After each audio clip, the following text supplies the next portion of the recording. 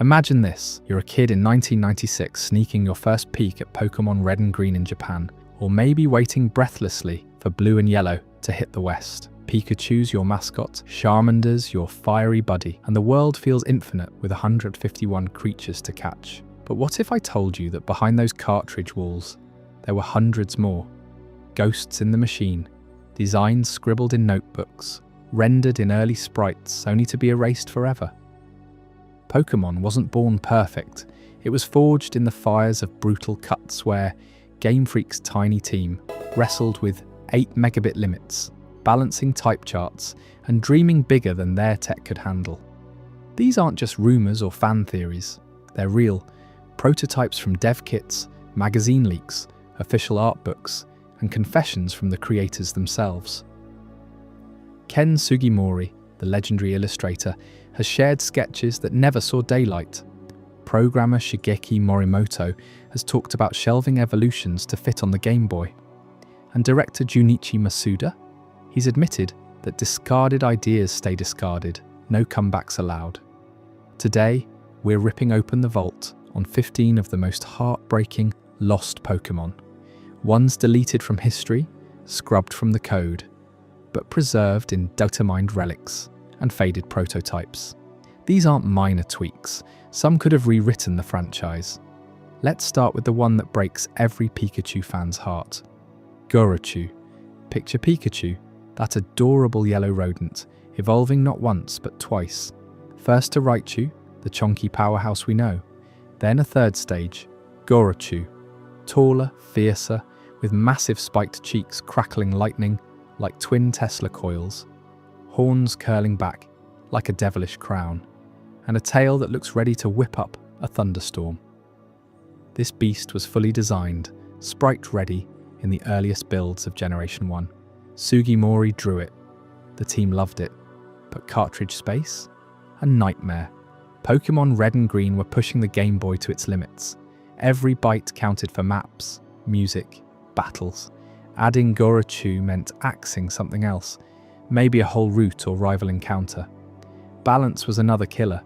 Raichu was already a beast at level 22. A Mega Raichu would have steamrolled gyms. So, snip, gone. Pikachu stays forever cute, never monstrous. But imagine the merch, Gorochu plushies towering over your shelf, or Ash riding one into battle. Devs have said flat out, cut designs don't return. Gorochu is dead, but its ghost haunts every Pikachu finale evolution meme. Now crank up the tragedy with the electric tiger line. Kotora, Raitora, and a nameless third stage that never even got a name. This wasn't a half-baked idea, it was a full family, planned for Gen 1 savannas and plains. Kotora, the baby. A fluffy orange tiger cub with electric blue stripes and sparking whiskers. Evolves to Raitora. Adolescent saber-tooth vibes, mane flickering with plasma. Then the alpha, a massive tiger god, body rippling with thunder. Veins ready to pounce from Kanto's shadows. Sprites existed. Pokédex entries were drafted. It popped up again in early Gen 2 prototypes, haunting gold and silver builds before vanishing. Why? Same old story. Space crunch in Gen 1, and by Gen 2, they needed room for Johto's bird trio and legendaries. Electric types were crowded. Pikachu line, Electabuzz, Jolteon. A tiger would have dominated physically and thematically, outshining Zapdos. Fans call this the holy grail of Lost Mons. Its sleek predatory style screams icon. What if it replaced Raichu? Your rival's ace could have been a roaring Raitora, not a forgettable Electrode. Shift to starters, where the cuts hit hardest. Gen 2's Johto trio, Chikorita, Cyndaquil, Totodile, feels iconic now. But rewind to 1997 prototypes. The fire slot belonged to Honoguma, a pint-sized fire bear. Adorable chubby cub with flame-tipped ears and paws, like a Teddiursa dipped in magma. It was meant to growl through New Barktown, evolving into a blazing grizzly. Kurusu for water, sleek otter-like swimmer with bubble jets and razor fins, pure aquabatics, and Happa, the grass kid, A walking seed pod head on tiny legs, leafy innocence ready to bloom into a forest guardian. These were in early magazines, dev screenshots, the works, replaced wholesale by the final trio for better type synergy. Johto needed grass early for bugs, fire for steals later. Honoguma's bear motif might have clashed with Ursaring later. Kurusu's too fierce for a starter's cuddly role. Happa too plain next to Meganium's swan grace. But picture your first Pokémon as a fire bear cub, nuzzling before unleashing infernos. Game Freak iterated ruthlessly, scrapping to perfect the formula. And that's just the tip. Dive deeper, and Gen 1's beta is a graveyard. Nidoran line? Early variants had puffier, spikier mids, cut for sprite simplicity. Lapra's prototypes swam with serpentine necks and icy frills, too complex for overworld tiles. Ghastly's Ghost Clan had blob cousins with extra eyes, haunting Lavender Tower before consolidation. Clefairy, Balloonia, Pinker, less fairy, more imp.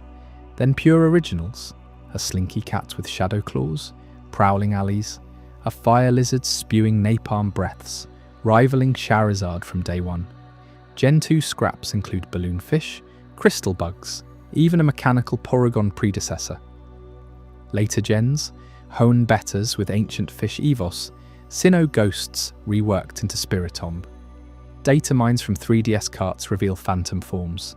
Cut megas, regional vars that never shipped. Why the massacre? Gen 1's 8 Mawit cart forced 151 exactly, no room for 170. Gen 2 doubled to 251, but axed tigers for legendaries. Balance, no overpowered lines dominating metas. Coherence, every mon had to fit ecosystems, types, lore. Some recycled, Happa's leaf echoes oddish, tiger stripes foreshadow Luxray. But most, eternal betas, fueling fan games and ROM hacks. This isn't ancient trivia, it's the soul of Pokémon. Every shiny hunt, every competitive set traces to these choices. What if Gorochu defined electrics, electric tigers in every safari zone, bear starters cuddling your team? The franchise might have skewed feral, less kawaii, more raw. Game Freak's genius was pruning. 151 felt vast because it was tight. But the what-ifs ignite imagination. Devs like Morimoto reminisce in interviews. We had so many, but limits shaped the magic. Sugimori's art books tease more. Shadows of unmade worlds. Strap in, because this 3-hour odyssey isn't surface scratches. We're ranking 15 lost legends by impact, design wow factor, dev love, world-altering potential. From forgotten evos that had crushed tournaments to starters that rewrite childhoods, we'll unpack prototypes, dissect cuts, speculate battles. You'll see rarest leaks, hear dev quotes, even mock-up what-if teams. If you're a Pokénerd dreaming of betas, or casual fan curious why Pikachu's eternal baby, this is your unown. Hit like if you've ever wished for Gorochu, subscribe for more deep dives into gaming ghosts. Bell on for Gen 3 scraps next. Let's resurrect the deleted, starting with number 15. The hidden vault of Pokémon's forgotten past. In 1997, during the frantic final months of Pokémon Red and Green's development, Game Freak programmers unearthed a dusty server folder labelled simply Beta Builds, Discard.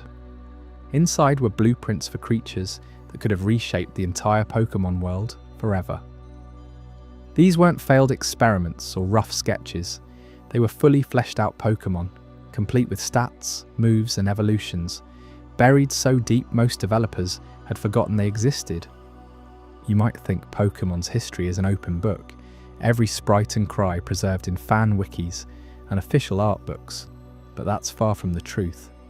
Game Freak has always been protective of their early prototypes, those raw unpolished visions from the late 90s when handheld cartridge space was tighter than a level 100 Blastoise's hydro pump. Data miners and archivists have spent decades prying open these vaults, pulling strings from Japanese magazine leaks, forgotten dev GDC talks, and even leaked internal documents. What they've found changes how you see every game from Red to Scarlet and Violet. Moment with me. You're not just hearing facts, you're stepping into a detective story where the clues lead to a hidden vault stuffed with erased legends. These lost Pokémon weren't cut for being ugly or overpowered. No, they were casualties of brutal design choices squeezed out by memory limits that capped Gen 1 at exactly 151 slots. Each one carries a story of near misses, creative pivots, and what-ifs that could have made your childhood team unrecognizable. Take the Electric Tiger line, for instance. Codenamed Kotora, this fierce trio was slated for Gen 1's roster. The first stage, a snarling cub with crackling fur, sparking bolts from its paws. Evolve it once to Raitora, a muscular adolescent tiger ripping through foes with Thunderfang prototypes. And the final form, an unnamed behemoth that roared with lightning storms, dwarfing even Raichu in ferocity. Fans have pored over blurry pre-release screenshots from Gorochu comics, where Kotora grins menacingly beside early Bulbasaur variants. Why erase it? Simple. The Game Boy's ROM couldn't handle the extra data. Game Freak recycled the idea briefly in Gen 2 betas, but by Gold and Silver's launch, it was gone, leaving only echoes in fan art and heated Reddit threads. But that's just scratching the surface. Dive deeper into Gen 2's archives, and you hit the scrapped starter trio that never was. Honoguma, the fire-breathing bear cub, was meant to be your fiery companion from New Barktown. Small, scruffy, with embers flickering from its muzzle, it embodied that raw, primal heat before Cyndaquil stole the spotlight. Developers sketched it growling at Joey's Rattata in test battles. Its flame wheel moved scorching virtual grass. Replaced entirely. Then there's Kurusu, the water starter with sleek, shark-like fins and a mischievous glint, splashing through early Johto rivers in dev notes. And Happa, a leaf-crowned grass oddity, more vegetable than creature, hopping through prototypes before Chikorita's cuteness won out. These weren't one-offs. The vault overflows with beta redesigns of icons you love. Early Nidoran families sported bulkier horns and poison quills that dripped animated toxins. Lapras appeared as a serpentine sea monster, longer and meaner, with a shell patterned like crashing waves. Ghastly floated as a grinning skull cloud. More horror than haunt. Clefairy, once a moon-cheeked fairy with extendable arms for slapping back rows. All axed in prototype purges to streamline the Pokédex. And don't get me started on the originals that never graduated from doodle pads. A cat-like prowler with shadow claws, perfect for ghost gyms. A fire lizard spitting napalm breaths, rivaling Charizard's drama. Documents from 1996 show over 200 concepts pitched in brainstorms, winnowed down mercilessly. Why? Balance was king. Game Freak wanted a world where every type had counters, every region felt alive. Storage limits forced math. Each Pokémon hogged precious kilobytes for sprites, cries, and encounter data. One dev interview from 2000 spills it. We cried deleting them, but the cartridge said no. You feel that sting, right? The betrayal of ideas so close to glory, erased like a bad save file. These lost souls haunt Pokémon's DNA. Some got reworked, shadows of Kotora in Electrike's ferocity, Honoguma's warmth in Torkoal's coals, but most, they're ghosts, preserved in data-mined strings and faded magazine scans. Fans have reconstructed models, modded them into ROM hacks, even petitioned for revivals in spin-offs. Imagine a Legends, Arceus DLC pulling these from the vault. Your team could include a roaring Raitora, dominating Hisui's alphas. Yet amid this treasure trove, one revelation towers above the rest. Pikachu, the eternal mascot, the face of billions in merch, was never meant to stop at Raichu. Hidden in those same 1997 discards is proof of a third evolution, a hulking powerhouse that would have crowned the electric mouse line. Spiky horns, massive cheeks pulsing with gigawatt fury. A beast that could solo gyms, redefine cute to brutal pipelines, and maybe even bump Pikachu from its throne. Developers toyed with it in builds, balancing its Hyper Beam stand-in against cartridge crunch.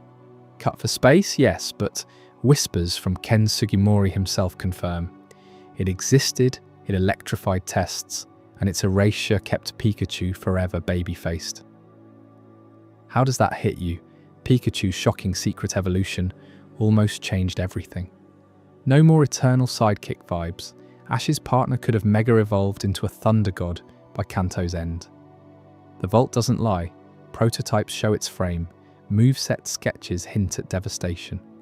But they buried it, prioritizing balance over spectacle. That decision echoes through every Pikachu plush and Pokémon Go raid, and this is just the gateway.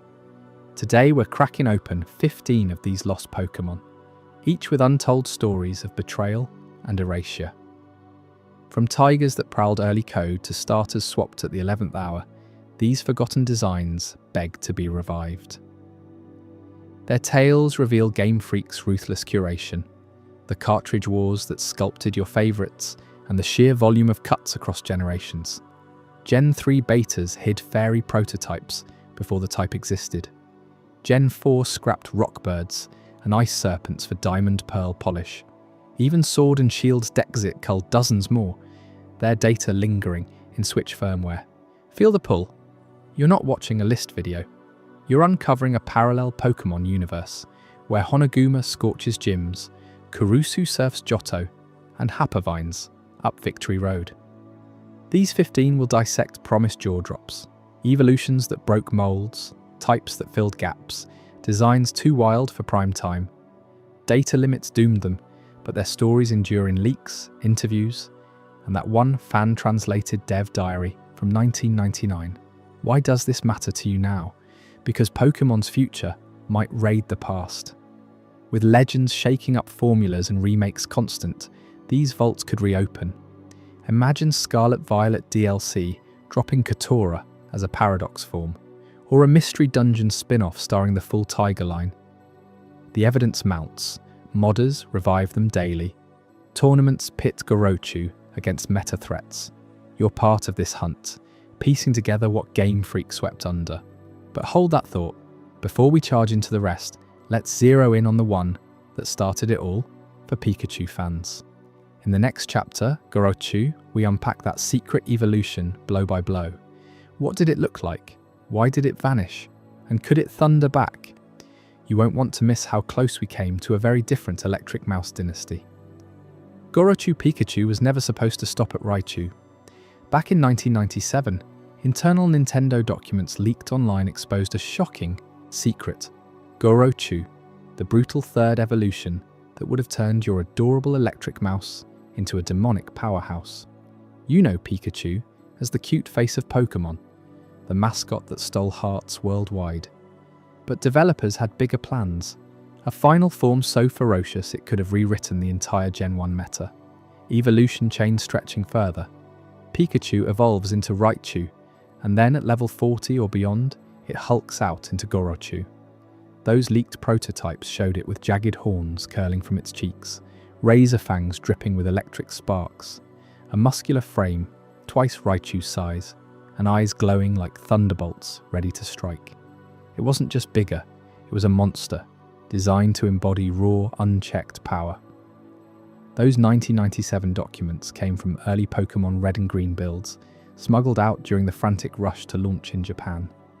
Fans pored over blurry scans of code and concept art, hearts racing as they decoded the data. Gorochu had stats that screamed overpowered. Base attack around 130, special attack pushing 140, and speed that kept it ahead of most threats. Its signature move? A devastating Thunderbolt variant called something like Raijinkin, a claw swipe infused with lightning that could paralyze and burn in one hit. Why hide this beast? Because from the start, Game Freak knew it broke the game's fragile balance. In Gen 1, where cartridge space was tighter than a Magnemite's coil, every byte counted. Adding Gorochu meant squeezing in new sprites, animations, cry sounds, and battle mechanics, all while the original 151 were already pushing limits. But let's dig deeper into why it got the axe. Balance issues weren't just a buzzword, they were a nightmare. Pikachu's line was already dominant. Raichu shredded teams with Body Slam and Thunder Wave paralysis locks. Throw in Gorochu, and you'd have an electric tyrant that outsped Alakazam, hit harder than Gyarados, and tanked hits like a Snorlax on steroids. Developers tested it in prototypes, and it dominated every playthrough. Imagine your rival's team getting obliterated before they could even switch. Satoshi Tajiri himself hinted in interviews that evolutions like this risked making the game too easy, scaring off casual players who loved the challenge of building balanced squads. Fans adored Pikachu's underdog vibe, zapping foes from the shadows. Gorochu? It was the ultimate betrayal, transforming cuteness into carnage, and not everyone was ready for that shift. Despite the cuts, fan love exploded the moment those leaks hit. By 1998, Gorochu fan art flooded early internet forums like Pokémon Stadium sites and GeoCities pages. Kids drew it ripping through gyms. Adults modded it into red ROM hacks, giving it movesets that made it a competitive god. Remember the Pikachu, Raichu, Gorochu chain in fan games? It became legend. Even today, cosplayers at conventions sport those horns and fangs, and Twitter erupts yearly with "Bring back Gorochu" petitions hitting thousands of signatures. Pokémon Go players dream of it as a mega evolution, calculating how it'd eclipse current electrics like Tapu Koko. That passion kept it alive, turning a scrapped idea into a cultural icon. You can feel the what-if hanging in the air. Would Pikachu still be the mascot if Gorochu had launched? Probably not, because who'd hug a horned demon? Cartridge space played dirty too. Gen 1 ran on 8 megabit carts, barely enough for 151 Pokémon, let alone extras. Gorochu needed dual-type considerations, pure electric, but with those claws hinting at fighting vibes, and full-move learn sets clashing with existing ones. Developers prioritized variety. Fire, water, grass starters needed room, not another electric behemoth. In a 2000 interview, director Junichi Masuda reflected on those days, saying choices like this shaped Pokémon's identity. They cut Gorochu to make space for oddballs, like Mook and Exeggutor, keeping the roster quirky and collectible. Balance tests showed it trivializing the Elite Four, Lorelei's team, Fried, Bruno's fighters, clawed apart. Agatha and Lance? No chance. It was too good, too soon. Fast forward, and the fan base never let go. In 2016, official art from the 1997 leaks resurfaced in a Pokémon dev book, reigniting hype. Forums buzzed, Gorochu for Sun and Moon. But reality hit hard. Game Freak has an ironclad rule: discarded designs stay buried. Masuda confirmed in a Famitsu feature that once a Pokémon's cut during prototyping, it never returns. No revivals, no cameos, no let's go Easter eggs. Gorochu's fate is sealed forever, a ghost in the machine. Why? Reintroducing it now would shatter canon. Pikachu's line ends at Raichu. Changing that opens floodgates for every lost Mon.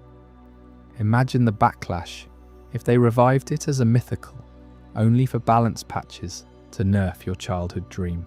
Fans' rage servers crash, and the simple joy of catching them all, gone. Think about the missed opportunities.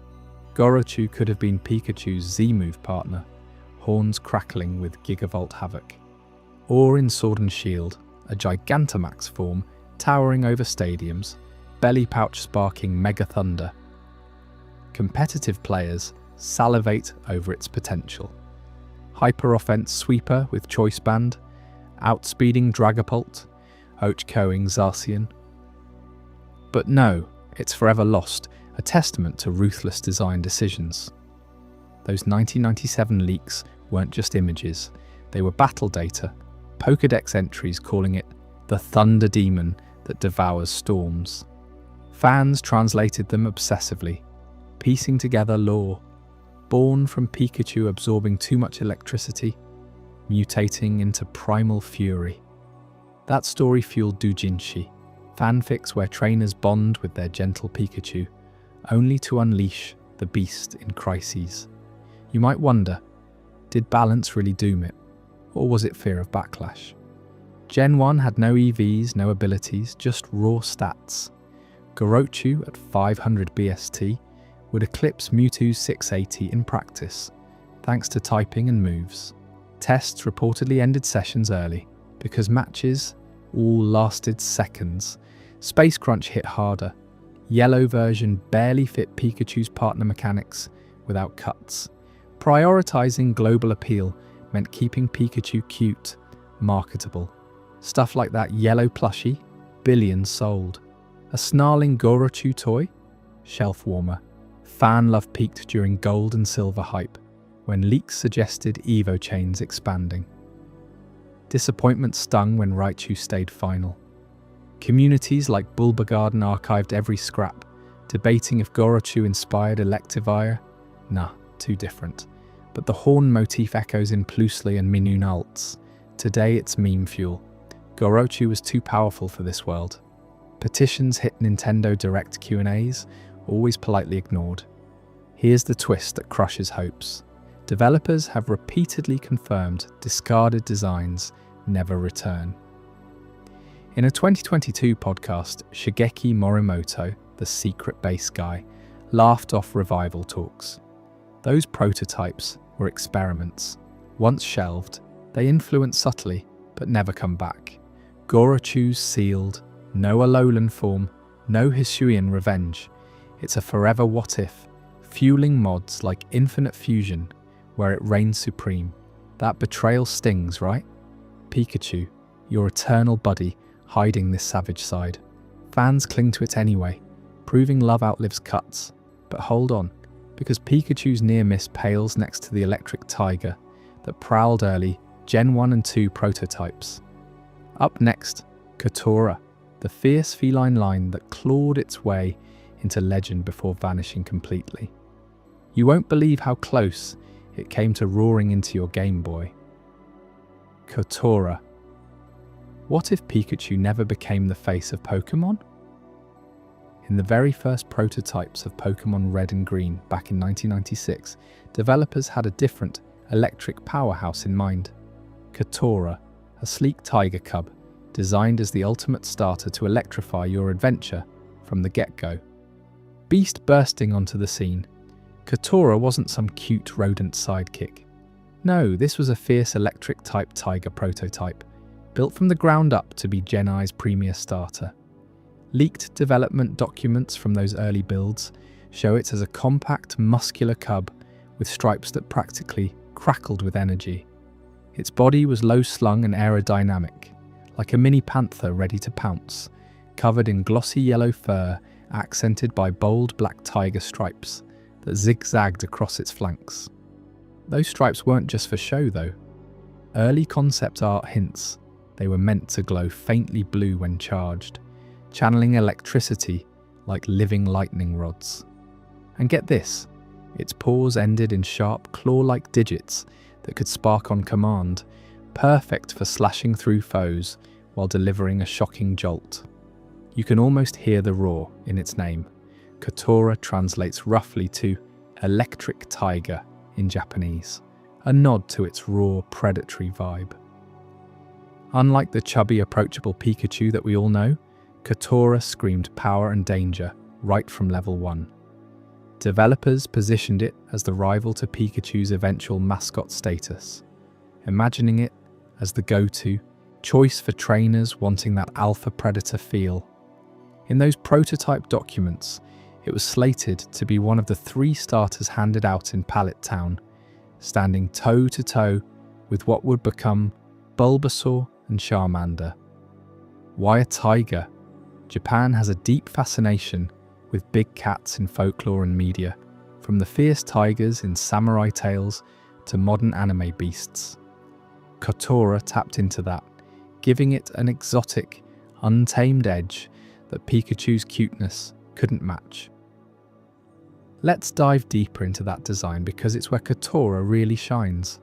Early builds featured it with oversized ears, not floppy like Pikachu's, but pointed and erect, edged in black to frame its piercing yellow eyes. Those eyes had slit pupils, giving it a constant hunter's glare that would stare right through you on the screen. Its tail was the star, though, a long whip-like appendage, tipped with a tuft of spiky fur that doubled as an antenna for static build-up. Imagine battling with it. You'd see that tail lash back and forth, building charge until it unleashed a thunderous strike. Colour palette was pure Gen-I vibrancy. Yellows so bright they'd pop against the Game Boy's green-tinted display, with electric blue accents on its underbelly, and whiskers that flickered like plasma. Trainers would have loved customizing it early. Prototype data suggests Kotora learned moves like Thundershock at level 1, scaling up to Thunderbolt by mid-game, but with a twist Tiger-themed attacks. Think Thunderclaw, a physical electric move that combines slash damage with paralysis, or Stripe Surge, an area of effect zap that hit multiple foes. Its stats leaned aggressive, high attack and speed to outpace threats, decent HP for a starter, but lower defenses to keep battles tense. You pick Kotora, and suddenly you're not playing it safe. You're prowling through Viridian Forest, zapping bugs with claw strikes, or staring down Brock's Onyx with a charged pounce. It was poised to rival Pikachu, not just in looks, but in playstyle, offering a high-risk, high-reward electric option that rewarded aggressive tactics. But here's where it gets personal for you, as a fan. Remember catching your first Pikachu in Viridian Forest? That thrill of the rare encounter? Kotora was meant to steal that spotlight as a starter, making electric the default cool choice. Developers like Ken Sugimori sketched it extensively, with multiple iterations refining that sleek form. One early doodle shows it mid-leap, electricity arcing between its claws, fur standing on end. Another has it crouched low, tail coiling like a spring. These weren't throwaways, they were polished enough for in-game sprites. Sprite sheets from the prototypes confirm a 56 pixel design, optimized for the Game Boy, with animation frames for walking, running, and that signature electric shake. What made Kotora so memorable in those builds? It embodied Gen-I's wild experimentation. Pokémon started as a bug-collecting game, but Kotora pushed boundaries with its mammalian ferocity. No evolving from a basic blob, it was born ready to roar. Fans today pore over these scraps, modding it into ROM hacks where it battles alongside the originals. Imagine firing up a red hack, selecting Kotora over Charmander, and feeling that rush of what could have been. Would it have outsold Pikachu merch? Hard to say, but its design screamed icon potential, a tiger mascot with claws out for the throne. Now hold on, because Kotora's story doesn't end in Gen-I. This prototype didn't just fade into obscurity, it clawed its way forward, surviving cuts and carrying over into early Gen 2 development. That's right, while Pikachu ascended to stardom in yellow, Kotora lingered in the shadows of gold and silver prototypes. Dev notes from 1997 mention it reappearing in test builds for Johto, still as that electric tiger starter adapted for colour palettes and new mechanics. How did it make the jump? Storage limits crushed Gen-I dreams, sure, but programmers salvaged it, tweaking for the Super Game Boy Link. It was there in internal demos, shocking Pidgeys in New Barktown, poised for a second chance. You might wonder, why keep fighting for it? Balance played a role. Gen-I had too many electrics planned, from Pikachu's line to others we never saw. Kotora's power creep threatened the roster, its tiger stats potentially dominating gyms. Yet it persisted, a testament to the team's love for the design. Leaked gold prototypes show its sprite updated, stripes now shimmering with 16-bit flair, eyes glowing brighter. It was no fluke, this was deliberate revival, hinting at bigger plans. That suspense builds, doesn't it? Kotora vanished eventually, scrubbed clean before gold and silver shipped, leaving only echoes in art books and data mines. But why? Cartridge space again, plus a shift to bird and lizard starters for Gen 2 freshness. Developers prioritized coherence, ditching the tiger to avoid overlapping Pikachu's niche. Still, its sleek form haunted fans, fueling theories it influenced later cats like Luxray or even Raichu. Think about the ripple effects on your Pokémon journey. Without Kotora's pressure, Pikachu solidified as the Electric King. But what if it had stayed? Gym runs would feel primal, starters more diverse, forums buzz with Kotora was robbed threads, mods recreating its movesets, fan art exploding its mythos. One ROM hack even pits it against Mewtwo in a post-game roar-off. You can download it today, feel that prototype power surge through your veins. Delve into the tech side, because early builds reveal genius. Kotora's electric effects use Gen I's limited sprites ingeniously, flickering pixels for sparks without crashing the cart. Audio cues, a guttural growl mixed with static bursts, deeper than Pikachu's Pika. Imagine the chiptune remix, low rumbles building to zaps. Developers tested it against rivals, noting its visual punch in monochrome. Community digs unearthed more. A 1996 interview snippet where Satoshi Tajiri praises tiger motifs for untamed energy. Kotora embodied that, a starter that grew with you, from cub to legend. Its disappearance stings because it was so close. Beta screenshots showing it in Professor Oak's lab, stripes gleaming. As we uncover these layers, you realise Kotora wasn't just cut content. It was a missed revolution, a tiger ready to redefine electric types. And just when you think that's the end, its evolutions enter the frame. Up next, Raitora and the Phantom, third evolution, reveal the full line that nearly reshaped Pokémon forever. What secrets do they hide? Stick around, because this tiger's roar is far from over. Raitora and the Phantom, third evolution. Did you know that in the original Pokémon blueprint, Pikachu wasn't the only electric mascot gunning for stardom?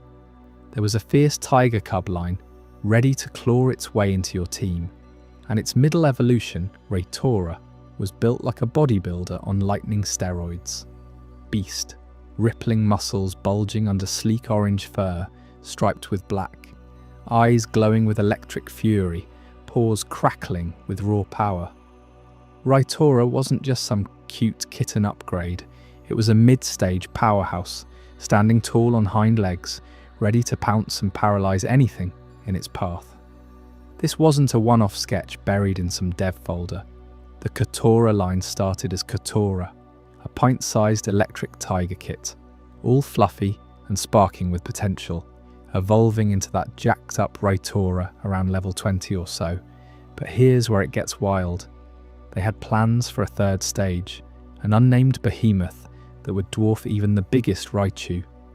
Imagine a colossal tiger, fur matted with storm clouds, lightning arcing between massive fangs, body so enormous it could tower over Onyx.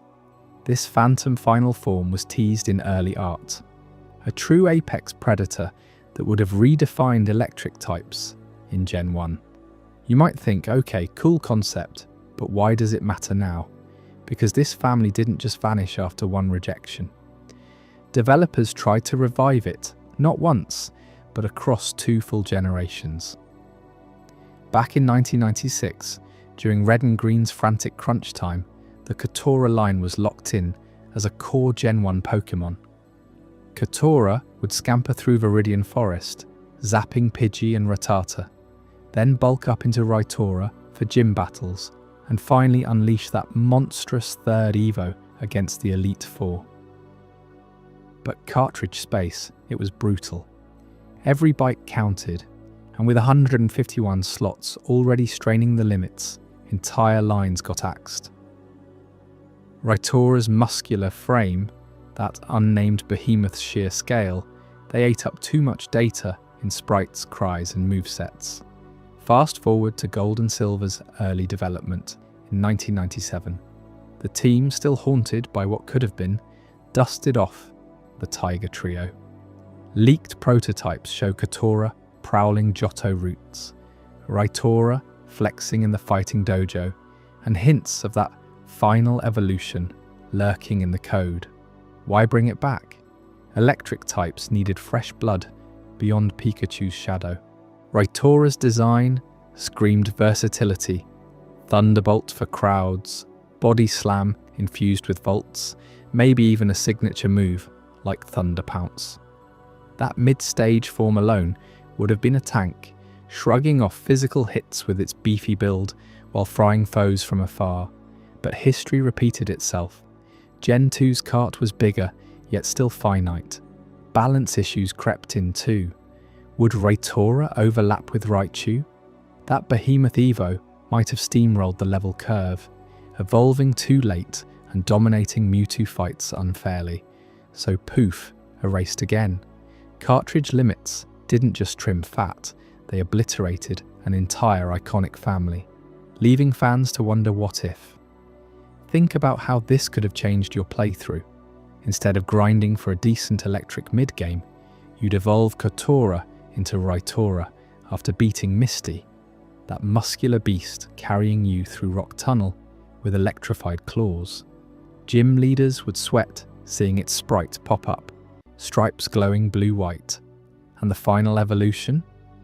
Revealed post-game perhaps? A raid boss on par with Tyranitar concepts, forcing you to strategize evolutions around badges.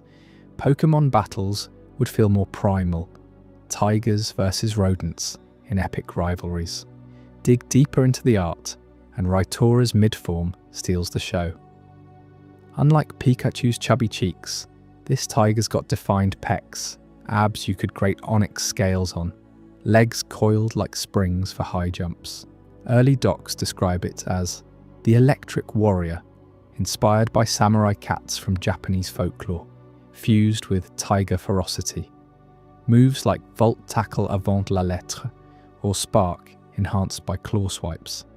The unnamed third sketches hint at wings of lightning or a mane that summons storms, making it a pseudo-legendary contender. Revival attempts weren't casual.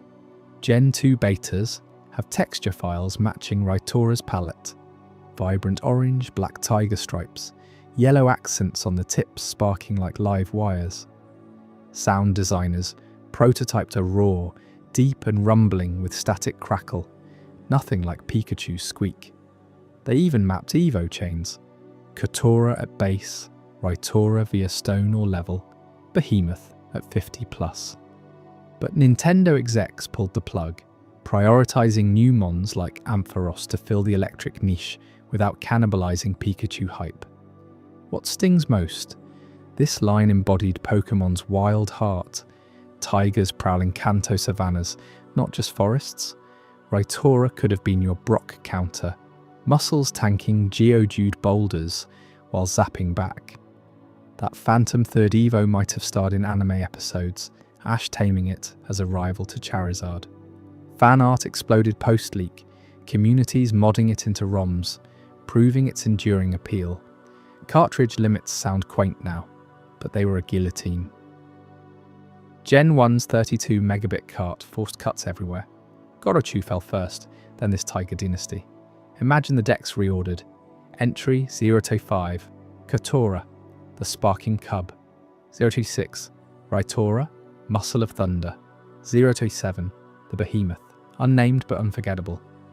Routes redesigned around ambushes tall. Grass crackling with static. Developers like Ken Sugimori have nodded to it in interviews, calling Raitora one of those what-ifs that kept them up nights. Art books reprint the sprites. Raitora mid-leap, electricity trailing paws, eyes locked on prey. The final Evo silhouette alone, massive jaws parted in a bolt-filled snarl, promises power rivaling Zapdos. You feel that pull, right? The tragedy of potential unrealized. 2 generations, 2 shots at glory, both snatched by silicon shackles.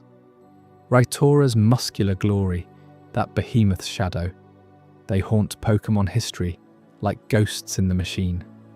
Modders keep them alive in fire-red hacks, battles raging in custom tournaments. What if Sword and Shield revived it as a Gigantamax? Pure speculation, but it fuels the fire. Layer on the lore they might have woven. Kotora born in thunderclouds, Raitora trained in mountain storms, final Evo guardian of power plants. Type advantages flipped. Immune to ground via aerial dodges, paralyzing steel types before Magnemite era. Competitive scenes would crown it king, bulky special attacker with physical punch. Shocking truth, one limit break could have saved them. Expand the cart by 8 megabits, reorder data smarter, and your Gen 1 team includes this icon. Instead, silence. Erased family, cartridge cruelty at its peak.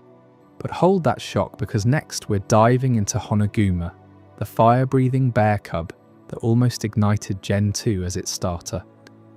What made it fizzle out, and why would you wish it led your Johto adventure? Stick around, you won't want to miss the flames. Honoguma. What if the fire starter for Pokémon? Gold and Silver had been a pint-sized bear wreathed in flames instead of a spiky little echidna. That's exactly what Honoguma promised back in the wild early days of Generation 2 development.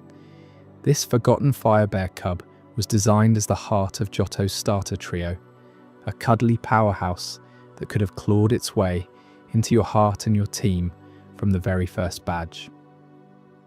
Dug up from dusty prototype documents and leaked beta art, Honoguma wasn't just some half-baked sketch. It was a fully conceptualized Pokémon ready to roar, complete with its adorable yet ferocious vibe. In your mind's eye as I describe it, because the visuals from those early builds are striking even today. Honoguma looked like a chubby little grizzly on the prowl, standing on all fours with stubby legs, a round belly, and a big old head topped by perky ears. But here's the kicker, its entire body was engulfed in a controlled blaze, like a living campfire with eyes that sparkled with mischief. Those flames weren't wild, they licked gently around its fur, suggesting a starter that started small and sweet but packed a punch. Early concept sheets show it puffing out embers from its snout, maybe even roaring to unleash a fiery breath attack right from level 1. You can almost hear the crackle, feel the warmth as Professor Elm hands you this fiery furball instead of Cyndaquil. Would you have chosen it? I bet a lot of you would have, because bears have that universal appeal, that mix of cute and tough that makes you want to hug it and battle with it in the same breath. Now, let's unearth how this bear came to be. During the initial brainstorming for Gold and Silver around 1997, Game Freak was knee-deep in expanding the Pokémon world, from Kanto's 151 to Johto's fresh batch. They needed starters that fit the new region's vibe, something more mythical and tied to Japanese folklore perhaps. But Honoguma drew from something primal, a fire spirit in bear form. Developers like Ken Sugimori sketched it out early, positioning it as the fiery counterpart to other prototype starters. Leaked documents from the Pokémon 1997 demo, that holy grail of lost media, hint at its presence in playtests. Trainers in those betas would have nicknamed it things like Flare Bear or Ember Cub, bonding over its playful animations, tumbling around with fiery paw swipes. It wasn't a placeholder, it had movesets brewing, probably starting with Tackle Ember, and maybe a unique bear hug that scorched foes. Fans who dig into data mines still find traces in unused Gold and Silver sprites, fragmented pixels that scream potential. But why a bear? Bears hold a special place in folklore worldwide, fierce guardians of the wild with a soft side for honey and naps. In Japan, the Higuma or black bear inspired tales of mountain spirits, perfect for Johto's rugged peaks. Honoguma captured that duality, a cuddly companion by the campfire that turns savage in battle. Imagine evolving it into a hulking adult bear, fur singed black from constant flames, roaring earthquakes of fire across routes like 28 or Victory Road. It would have been the ultimate tanky starter, shrugging off water types with thick blubber and retaliating with blazing claws. You know how Charmander tugged at your heartstrings in Gen I? Honoguma would have done the same, but with paws instead of a tail flame, making every low health scare feel like protecting your own pet cub. Now stack it up against the final Cyndaquil line, and the difference is hit like a flamethrower. Cyndaquil, that shy porcupine echidna hybrid, ignites spines on its back when fired up, evolving into Quilava's agile fox raccoon form, and finally Typhlosion, the explosive badger volcano.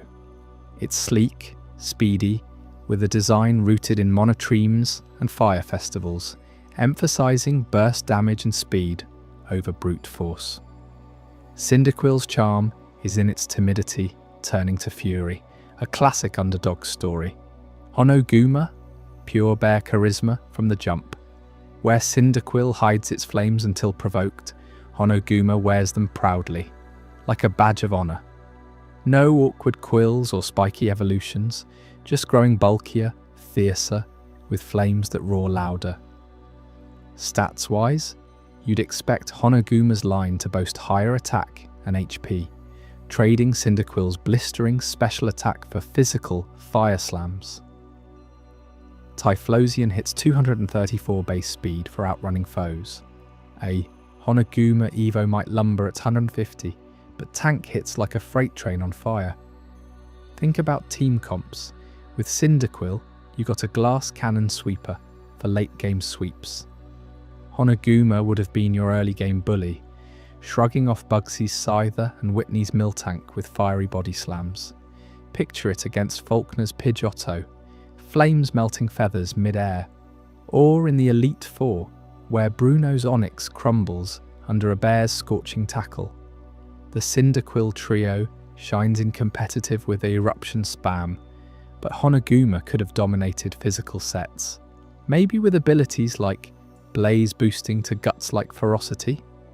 Fans recreate it in fan games today, modding Fire Red to include it, and battles feel refreshingly different, more grounded, less frantic. Yet for all its charm, Honoguma vanished without a trace. By mid-development, Game Freak pivoted hard. Cartridge space was tighter than ever, with gold and silver cramming 251 Pokémon into crystal cartridges. Balance issues loomed. A bulky fire starter might overshadow others, making Chikorita and Totodile feel underpowered. Design philosophy shifted too, favouring animals with mythical twists over straight-up mammals. Cyndaquil's spines echoed hedgehogs and echidnas, tying into Pokémon's real animal plus fantasy formula better than a plain bear. Interviews with staff like Junichi Masuda reveal they scrapped dozens of starters to nail the trio's harmony. Honoguma?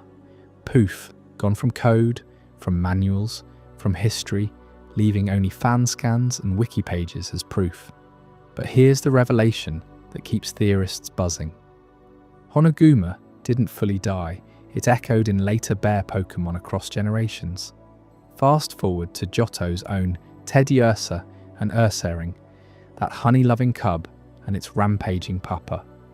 Ursaring's normal-type fury, with moves like Slash and Hyper Beam, feels like Honoguma's ghost, just stripped of fire.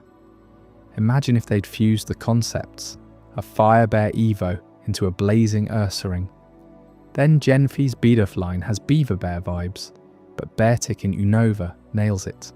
An Ice Bear counterpart that could have been Honoguma's polar twin if flipped to fire. Gen Sight's Phalanx march like bear cubs in formation, but stuff like Karkel's Coal Bear hints at scrapped ideas resurfacing. Even Pancham and Pangoro channel that chubby to bruiser pipeline. Developers recycle DNA. Honoguma's spirit lives in every burly bear you catch. You have to wonder, what if it's stuck?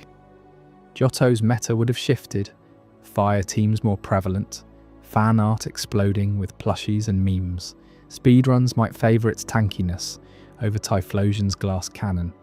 And culturally, a Fire Bear starter could have boosted bear Pokémon popularity earlier, paving the way for stuff like Stuffle in Alola. Communities like Reddit's R, Pokémon or Bulbapedia forums dissect its art hourly, petitioning remakes, Pokémon Legends. Arceus teased beta designs. Who knows if Honoguma lurks in future cuts?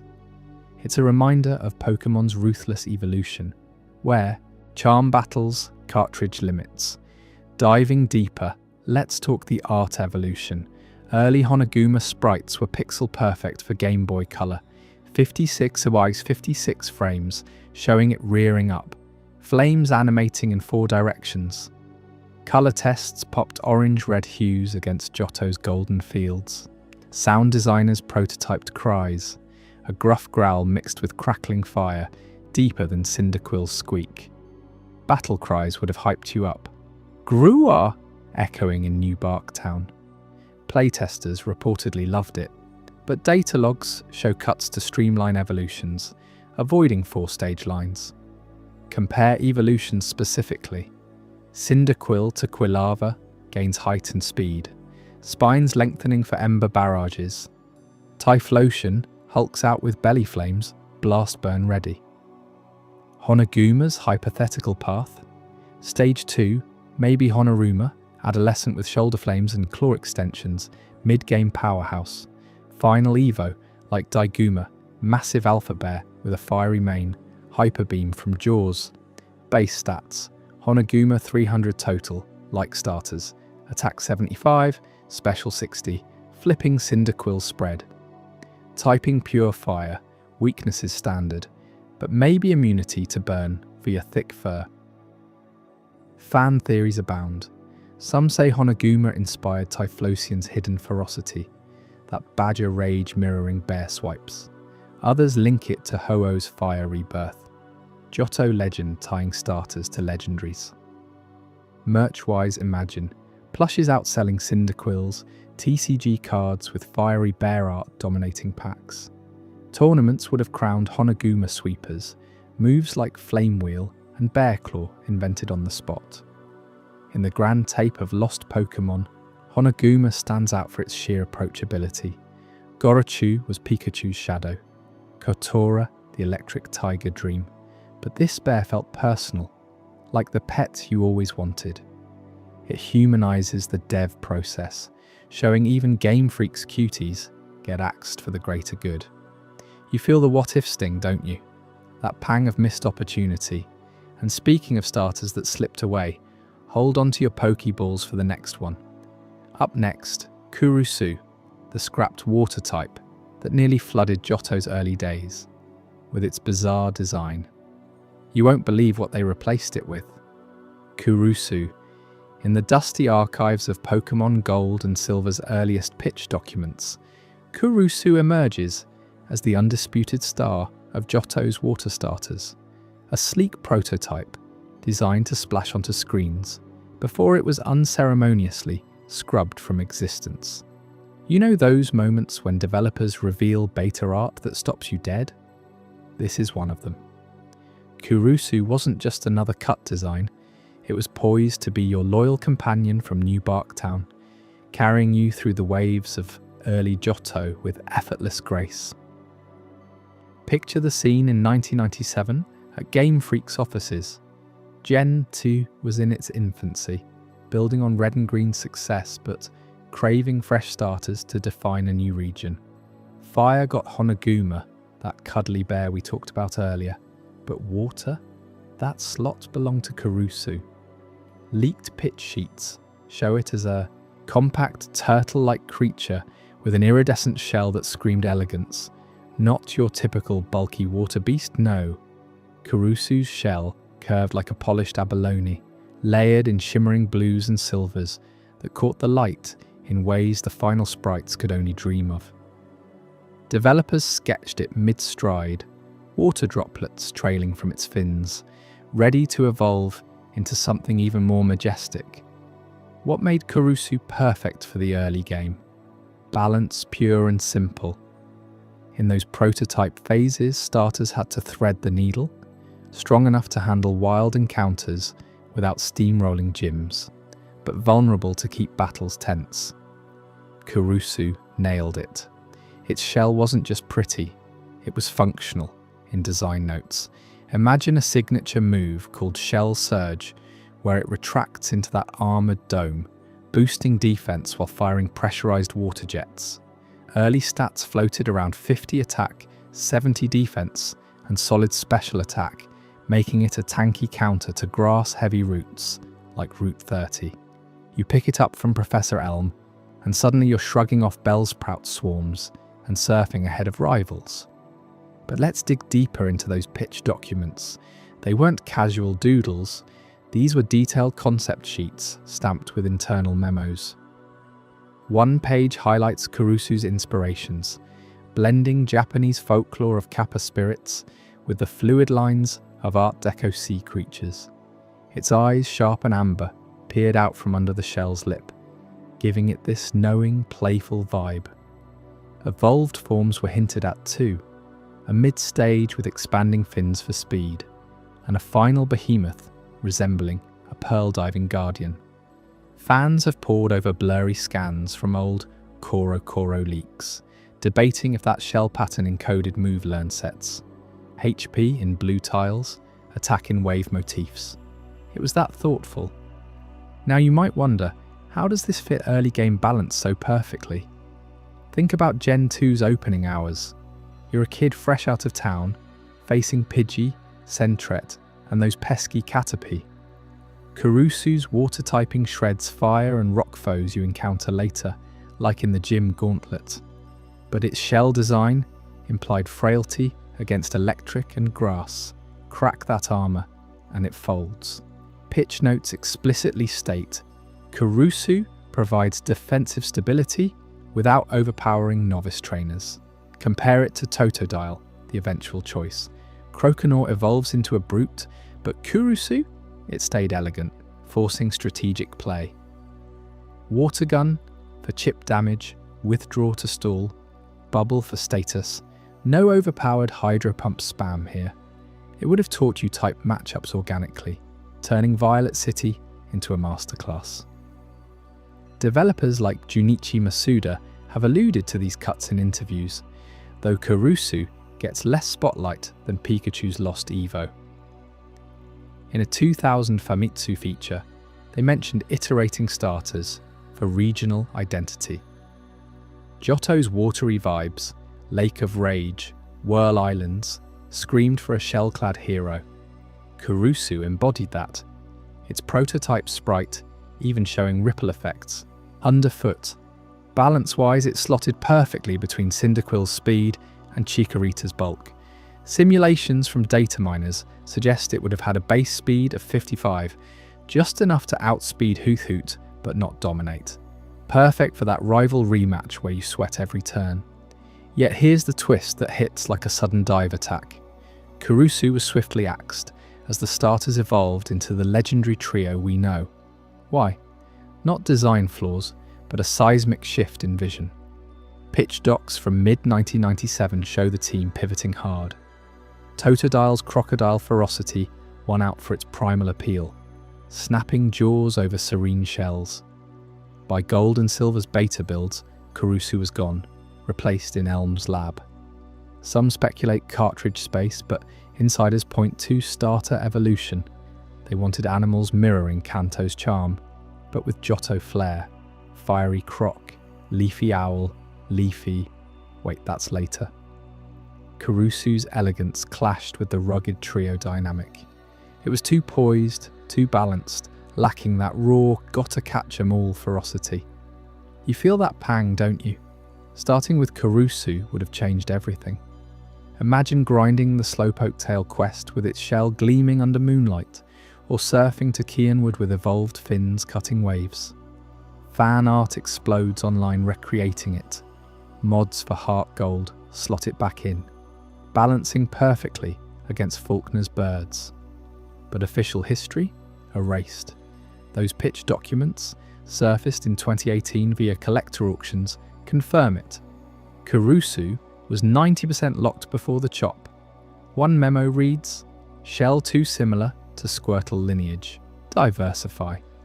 Harsh, but it paved the way for Totodile's iconic growl. Let's unpack the balance genius further. Early game Johto is brutal. Bugs everywhere, fire types lurking. Kurusu's shell mitigated that. Withdraw halves physical damage, crucial against Geodude in Dark Cave. Pitch Evo Chain suggested Shell Shock at level 18, a rock slide counter. Stats projected: mid-stage 75 HP, 90 defense. Final form? A fortress with Rain Dance synergy for Whirlpool Islands.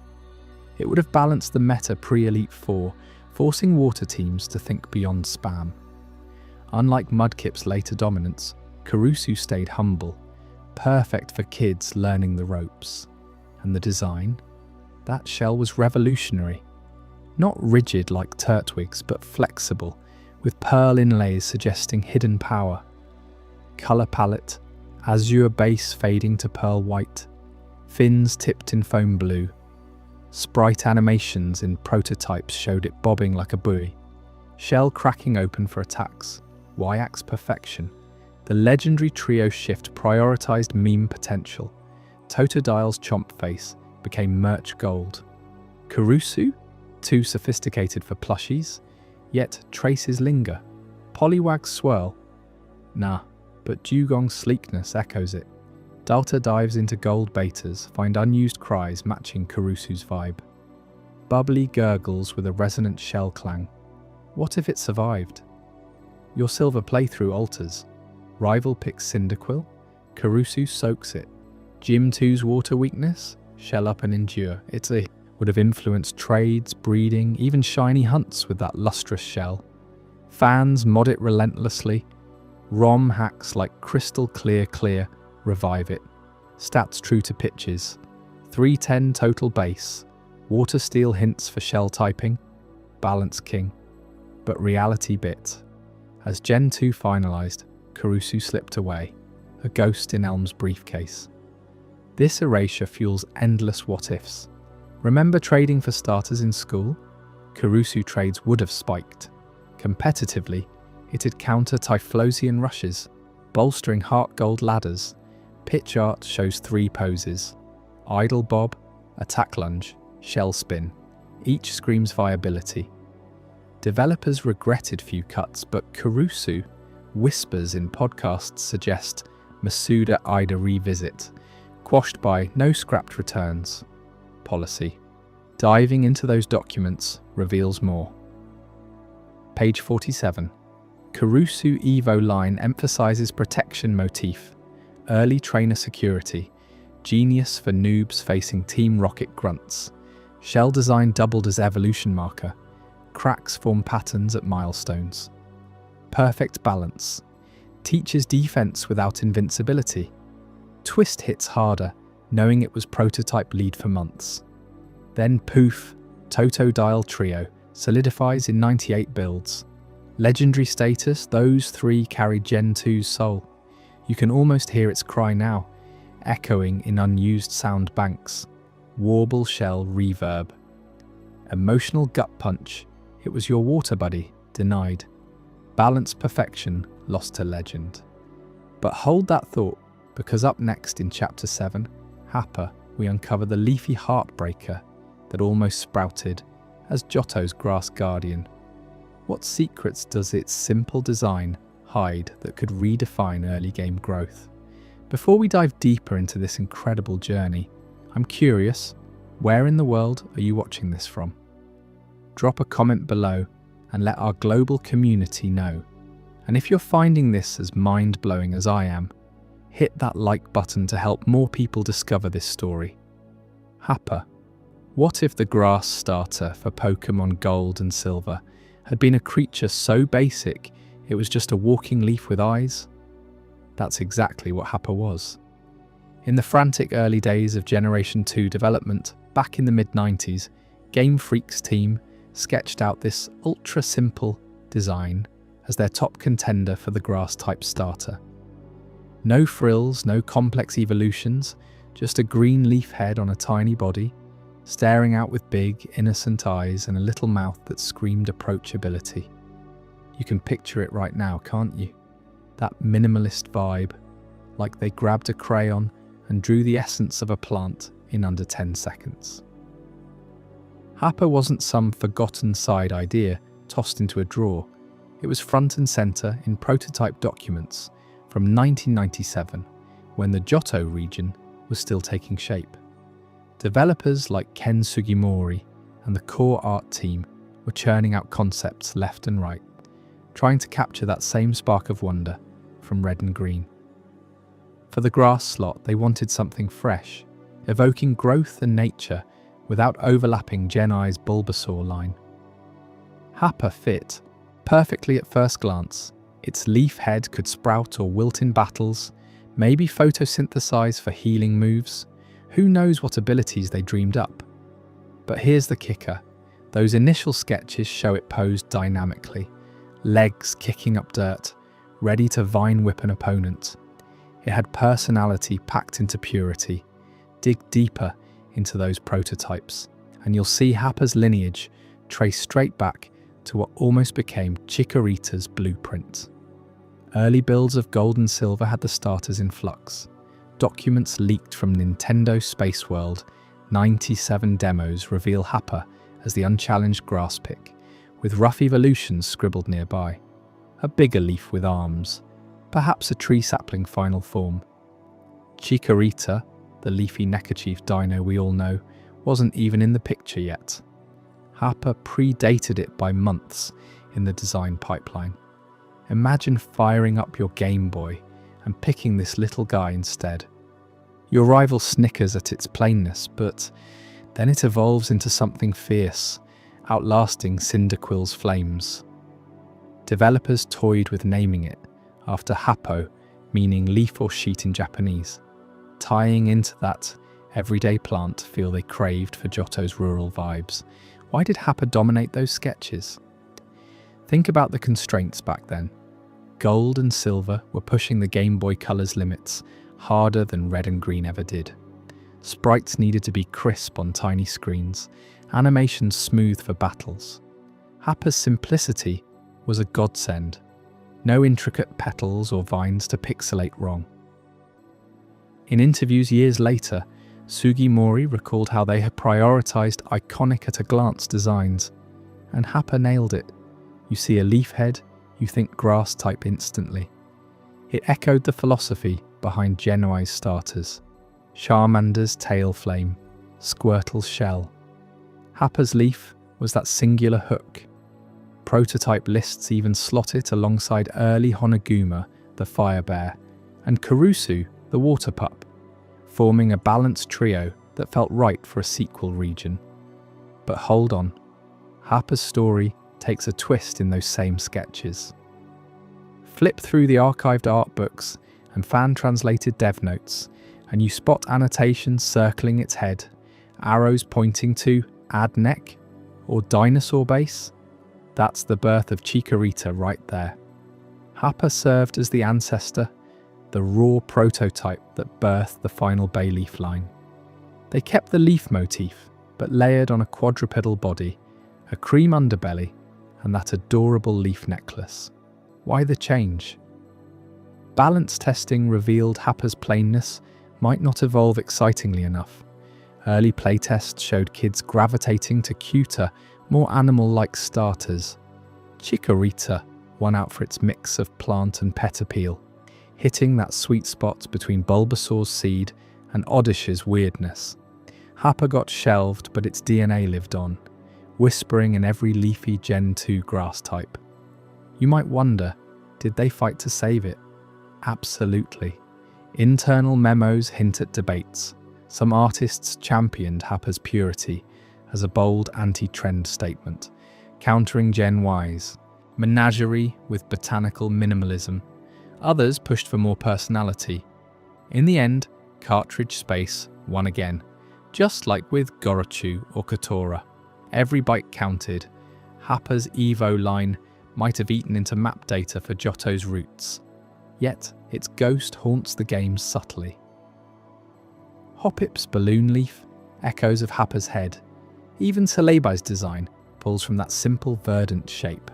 Happa wasn't erased, it seeded ideas that bloomed later. Fast forward to fan recreations, and Happa shines. ROM hackers have rebuilt it into gold-silver prototypes, giving it stats mirroring Chikorita's. High special defense, decent speed, grass moves like Razor Leaf from the jump. Picture typing it against Faulkner's birds. Its leaf head rustles, blocking Peck with a photosynthesis heal. Or versus Bugsy. Vine Whip lashes out, pure and brutal. Devs confirmed in Pokémon, Heart Gold, Johto Soul Silver retrospectives that Happa influenced not just Chikorita, but the broader grass ecosystem. Leafeon, that leaf mane screams Happa Redux, Turtwig's Sprout, a nod to the ancestor they deferred. The surprise rework hits harder when you realise Happa's elements scattered across generations. Gen 3's Trico hides a leafy agility that feels Happa-esque. Gen 4's Turtwig starter directly apes the simple plant head on beast body formula. Even Shaman's Skyformer, with its gratitude bow and floral flair, carries that minimalist leaf spirit. But the original? Lost forever. No 3D model, no official sprite sheet beyond blurry scans. Game Freak's designs don't return policy sealed it, much like Kotora's Tiger Pride. Happa became a what-if, fueling forums and art threads where fans debate, would it have outsold Chikorita plushies with its meme-worthy blankness? Let's unpack the emotional side. As a kid trading for Chikorita in silver, you never knew how close you came to Happa's dream. That leaf head could have been your badge quest companion, wilting under Whitney's cow wrath, only to rebound greener. Dev diaries describe the heartbreak. Sugimori sketched Happa dozens of times, refining those eyes to pierce your soul. It represented Gen 2's bold pivot, simpler routes for deeper evolutions. Instead, they chose evolution in design, birthing Meganium's majestic neck. Happa deferred, but its legacy? Undeniable. Consider the broader impact. Happa's near-miss highlights Game Freak's ruthless curation. From 251 planned mons in Gen 2, they trimmed to 100, axing beauties like this for cohesion. Happa taught them grass types needed charm beyond botany.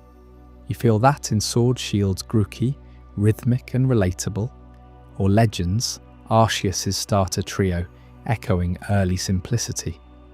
Happa's prototype roots remind us Pokémon's history is littered with deferred dreams, each cut fueling the canon we love. Yet the true sting? Happa vanished without a trade evolution or spin-off cameo. No Let's Go style revival, no Pokédex entry. Fans clamour for it in remakes, petitioning for a mystery gift Happa. Imagine Unbound or Radical Red mods where it headlines, Leafhead powering Sun teams, Razor Leaf critting legendaries. Its simplicity would have aged gracefully, no redesign needed for 3D eras. What sealed Happa's fate was timing. Space World 97 demos locked Chikorita in, Happa relegated to inspiration only. Devs like Junichi Masuda later praised such cuts for forcing creativity. Happa birthed Chikorita's leaf curl animation, that satisfying sprout in Evos. You see it evolve on screen, and a part of Happa unfurls. This leafy contender's tale builds the case for why losses sting, pure potential snuffed, but elements endured greening future fields. Happa's dream deferred, not denied. And speaking of family trees, twisted beyond recognition, wait till you hear about the Beta Nido variants in the next chapter. Alternate evolutions that could have rewritten Poison-type history entirely. You won't believe how close they came to replacing the icons we grew up with. Beta Nido variants. Did you know that Nidoran, the humble poison pin cushion that kicked off one of Pokemon's most iconic family lines, was originally slated for a total overhaul with horns that could shred steel and colours straight out of a nightmare. We're diving deep into the Beta Nido variants from those shadowy 1996 prototypes, where Game Freak toyed with ideas so wild they make the final Nidoqueen look tame. Picture the Nido family as you remember it. Cute little Nidoran males and females, evolving into bulky Nidoro and Nidorina. Then mega monsters, Nidoking and Nidoqueen. Solid, reliable poison ground powerhouses. But rewind to the earliest red and green builds, and you uncover designs that were feral, experimental, and packed with aggression. These weren't subtle tweaks, they were redesigns cranking up the wild factor on every front, especially those horns and colour schemes that screamed danger from a mile away. Take the male line first. Beta Nidoran had ears like jagged radar dishes, but the real star was its horn setup. Instead of the single, modest spike on its forehead, prototypes showed a cluster of 3 asymmetrical horns curling backward like a demon's crown, each tipped with what looked like venom-dripping barbs. Artists went nuts with the palette too, deep crimson reds bleeding into electric blues on the belly, with toxic green streaks racing down its flanks. It wasn't just cute and poisonous anymore, it was a pint-sized berserker ready to charge. You evolve that bad boy, and Nidorino Beta steps up the chaos. Horns multiply to 5, fanning out in a venomous halo that could impale a boulder. Colours shift to a metallic purple base, accented by fiery orange spikes that pulsed with implied glow, hinting at internal poison sacs ready to burst. Leaked prototype sheets from 1996, pulled from old dev kits that surfaced in Japanese archives, show these evolutions weren't one and done. They had branching paths. One sketch path led to a Nidoking prototype with a full mane of thorny horns, wrapping around its neck like a collar of death, body splashed in iridescent violets and golds that made it look like living royalty from a toxic wasteland. But here's where it gets juicy. Those same 1996 prototypes reveal data on not one, but multiple scrapped evolutions for the Nido line. Dig into the raw files and you find code remnants labelled Nidovar So1 through Nidovar 5. These weren't placeholders, they were fully spec'd out evolutions with stats, movesets, and even cry-audio waveforms.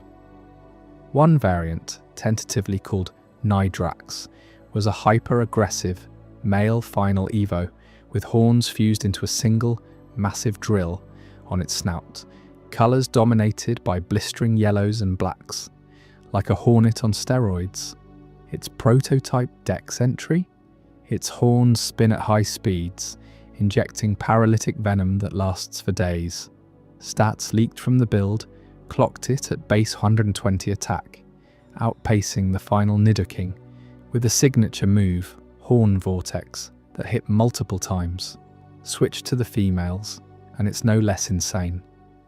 Beta Nidoran prototypes ditched the subtle ear tufts for a pair of whip-like antennae horns sprouting from her temples, coloured in swirling pinks and toxic limes that faded to black at the tips.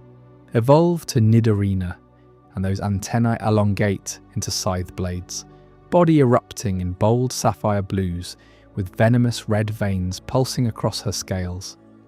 The 1996 data dumps show 2 scrapped queen evolutions here alone. Nidozara, one path, was a hulking brute with a crown of interlocking horns forming a natural helmet, palette of emerald greens and blood reds, designed as a tanky defender with poison barrier abilities. Stats had her HP at 140, perfect for stalling out foes. The other female scrap? Nidovora, a sleek assassin type with slender, needle-thin horns numbering over a dozen, fanning from her back like a porcupine's nightmare. Colours were hypnotic, shifting purples to indigos, meant to camouflage in shadows. Prototype moves included Venom Cascade, a status-inflicting area attack. Dev notes scribbled in the margins of those proto sheets read like a mad scientist's diary. Too visually busy, clashes with roster. These weren't half-baked ideas. Audio files exist of guttural roars mixed with hissing sprays, and even battle sprites at 56 pixels, optimized for the Game Boy's limits. Why go this wild? Early Pokémon was all about pushing boundaries. Nido started as a concept for gender dimorphic mons with real evolutionary depth. Inspired by real-world poison critters like frogs and platypuses, Game Freak wanted families that branched like real biology. Males aggressive chargers, females stealthy strikers. But cartridge space was a tyrant. Genai had to cram 151 into 32 KB of ROM for Pokémon data alone. Each variant meant extra sprites, cries, animations. The 1996 prototypes, dated around May from leaked timestamps, overflowed with these Nido experiments. Data shows 5 full evolution chains, partially coded, totaling over 20 unique forms if you count pre-Avos. You can almost hear the devs agonizing. One internal memo, translated from a fan-preserved build, says, Nido variants overload type balance. Too many poison options early game. Roster coherence won out. They streamlined to the core 4. Nidoran, Nidorino, Ina, Nidoking, Queen. The wilder horns got filed down, colours muted to safer pastels. That crimson-blue berserker, toned to Nidoking's classic purple bulk. The scythe-antlered queen, simplified to elegant spikes, but the scraps didn't vanish quietly. Traces lingered. Ever notice Nidoking's horn has an odd asymmetry in some official art, echo of the beta cluster, Nidoqueen's colour gradients, faint nod to those iridescent tests. Fans have modded these prototypes into red-blue ROM hacks. Play one, and you'll feel the power creep. Nidrax's drill charge one-shots gyms. Nidovora's venom rain cripples teams. It's intoxicating, realising what could have been your ace. And get this, the 1996 data hints at cross-family breeding experiments. Beta Nidoqueen sprites show eggs, hatching hybrid poison rock babies with mini horns, scrapped for complicating the breeding system before it even existed. Stats tables list abilities like toxic aura, passive poison spread, ideas decades ahead. One prototype even had Mega Evo precursors, with horns hypertrophying post-level 50. Imagine grinding Viridian Forest as a kid, but your Nidoran sprouts those wild horns mid-battle, pallets swapping to venomous fury. Gym leaders sweating. The meta shattered. Game Freak knew it. They cut for balance, for that perfect 151 harmony. But uncovering these is like finding buried treasure in your childhood game. Those prototypes weren't alone in chaos. More family branches got axed purely for roster coherence. Lines that bloated the poison type, clashed with starters, or just didn't fit the world's vibe. Entire sub-branches vanished to keep things tight. What secrets did they bury next? Hold that thought, because up next in Chapter 9, Lapra's alternate oceanic form will blow your mind with a design so submerged in mystery, it redefines what we thought we knew about the transport legend. You won't believe how deep this goes. Lapra's alternate oceanic form. Did you know that Lapras, the serene transport Pokémon we all rode across icy waves in Pokémon Blue, started life as something far more hydrodynamic, a sleek, finned predator slicing through Genai's oceans like a living torpedo? Yeah, you heard that right. Deep in the buried code of those early 1996 prototypes from Red and Green, developers envisioned Lapras not as the plump maternal whale gliding gracefully with passengers on its back, but as a razor-sharp oceanic machine, built exclusively for hauling trainers across vast seas at breakneck speeds. In your mind's eye, as I lay it out, the Beta Lapras was elongated, almost dolphin-like, with elongated pectoral fins that flared out like scythes, a dorsal fin slicing the air, and a tail fluke powerful enough to propel it through water without breaking a sweat. No bulky shell or oversized neck here. This thing was streamlined for one purpose: transport. In those primitive days of Game Freak's development, the team knew Pokémon needed utility beyond battling. Surfing was on the table early, way before Pikachu got his surfboard in yellow. They wanted a reliable water mount, something you could hop on in Vermilion City and rocket to Cinnabar Island without the slow plod of a final Lapras. This beta version? It was designed to embody speed and efficiency, a far cry from the gentle giant that ended up ferrying us so patiently. But how did we even uncover this hidden gem? It all traces back to the holy grail of Pokémon data mining. The prototype ROMs leaked over the years from Japanese archives and collector circles. Researchers like those at the cutting room floor and dedicated data miners pored over disassembly files from 1996 builds. There, nestled in unused sprite sheets, was the evidence. A full set of frames showing this finned beast in motion.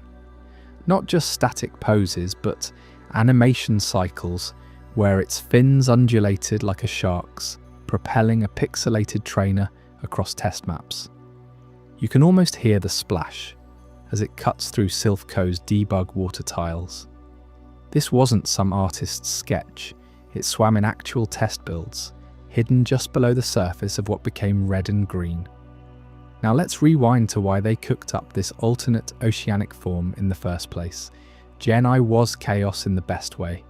Game Freak had 151 monsters to cram into a 32 megabit cartridge, but the real crunch hit with map data and overworld interactions. Early concepts floated around internal docs, stuff like Pokémon Red and Green's planning sheets that surfaced in Gorochu scans, and developer interviews decades later. Transport Pokémon were a must-have.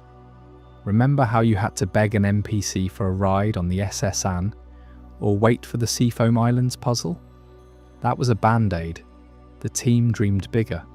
A dedicated surf user that doubled as your personal ferry. Enter Beta Lapras, codenamed in some files as a high-speed aquatic carrier. Its sleeker body was optimized for 8-bit sprites, fewer pixels for the body curve, fins that doubled as simple flipper animations. It was meant to debut around Route 20, where you'd catch it wild or receive it from a lab-coated NPC in future, primed for sea traversal. You might be wondering, what made it so perfect for those duties? Speed stats leaked from proto data show it, clocking base speeds rivaling Goldeen on steroids, with a moveset heavy on water pulse precursors and even an early whirlpool for currents. Trainers would have leaped aboard mid-battle transition, riding it like a jet ski across Kanto's coasts. Imagine chaining Cerulean to Pallet Town in minutes, no HM grind required. Devs even prototyped passenger sprites, tiny you perched between those massive fins, wind whipping as it dodged tentacle. Swarms. It filled a niche no other water type could. Reliable non-combat utility that felt alive, not like a glorified taxi. But here's where the heartbreak sets in, and it all boils down to those brutal storage woes that plagued every gen I cut. Cartridges weren't infinite, every byte counted. The Famicom's hardware demanded ruthless optimization. Beta Lapras's sleek design, while efficient in theory, threw curveballs. Those intricate fins, they required extra frame data for fluid swimming animations. Think 16 unique sprites per cycle versus the final version's blocky 8. The elongated body clashed with tile-based overworld scaling. It looked distorted on smaller maps, forcing redraws. And the passenger mechanic? That ate RAM like candy.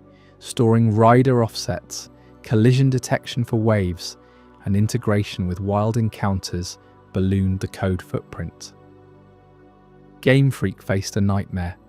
The game was already ballooning past limits with 151 species, evolutions, and TMs. Ken Sugimori and the art team scrambled. Interviews from Pokemon's 20th anniversary booklets reveal the panic. Storage audits showed transport features pushing ROM usage to 110%. They needed cuts fast. Beta Lapras got the axe in form, not function. To salvage it, they bulked it up, transformed those razor fins into stubby flippers, stretched the neck into a swan-like curve, and plumped the body into a whale silhouette. Why simpler sprites? The final Lapras uses broader, rounded shapes that compress better in NES graphics. Fewer colour transitions, easier palette swaps for shiny hunting later. Its shell became a pixel saver, doubling as a saddle without extra assets. Suddenly animations dropped to minimal frames. Passenger riding simplified to a static, atop-the-back pose, and it fits snugly into the cartridge's belly. You feel that shift, don't you? From oceanic predator to nurturing whale mother. The final Lapras screams, "Ride me gently," with moves like Sing and Ice Beam for support, a massive HP pull for tanking seas, and that iconic melody evoking sea shanties. But it lost the edge. No more blistering sprints, now it's a leisurely cruise mirroring real Lapras folklore as protective sea cows. Storage woes didn't just trim fat, they rewrote its soul. Data miners confirm, by mid-1996 builds, the finned version was demoted to unused graphics, overwritten as the game stabilised for Koro demos. And that twist I promised? Those hidden sprites didn't vanish entirely. Dig into the December 1996 prototype, the one leaked in 2018 from a dev's attic, and you'll find them. Frame 0-47 in the sprite bank, a side view beta Lapras, fins fully extended, mid-leap. Load it in an emulator, and it animates flawlessly over water tiles from cut maps like the power plant extension.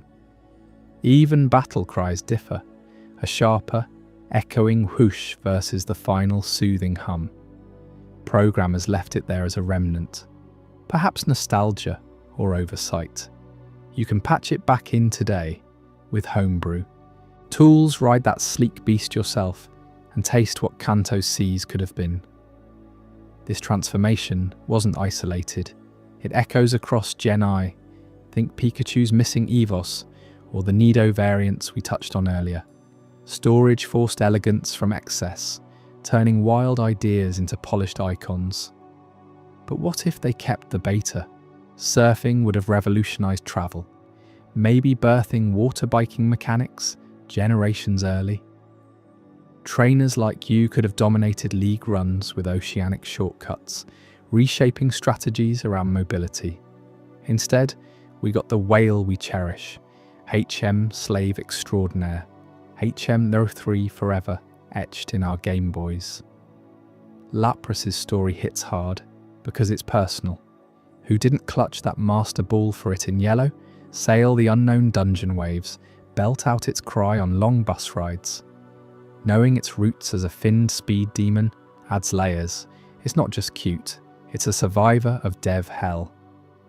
Next time you spot one in Silphscope glitches or remakes, whisper thanks to those cartridge constraints that birthed the gentle giant. But hold on to that sense of unearthly alteration, because up next in Chapter 10, Ghastly Line's Ghostly Overhaul, you'll discover how the Haunter family nearly became unrecognisable spectres, with forms so twisted they would have haunted your nightmares in ways the final versions never did. Stick around, you won't believe the prototypes that almost possessed Gen I. Ghastly Line's Ghostly Overhaul. What if I told you that the eerie floating gas ball we all know as Ghastly started out as something straight out of a nightmare? complete with multiple bulging eyes staring from its toxic haze and spindly extra limbs clawing at the air. Yeah, the ghastly line wasn't always the cute, spooky trio haunting Lavender Tower.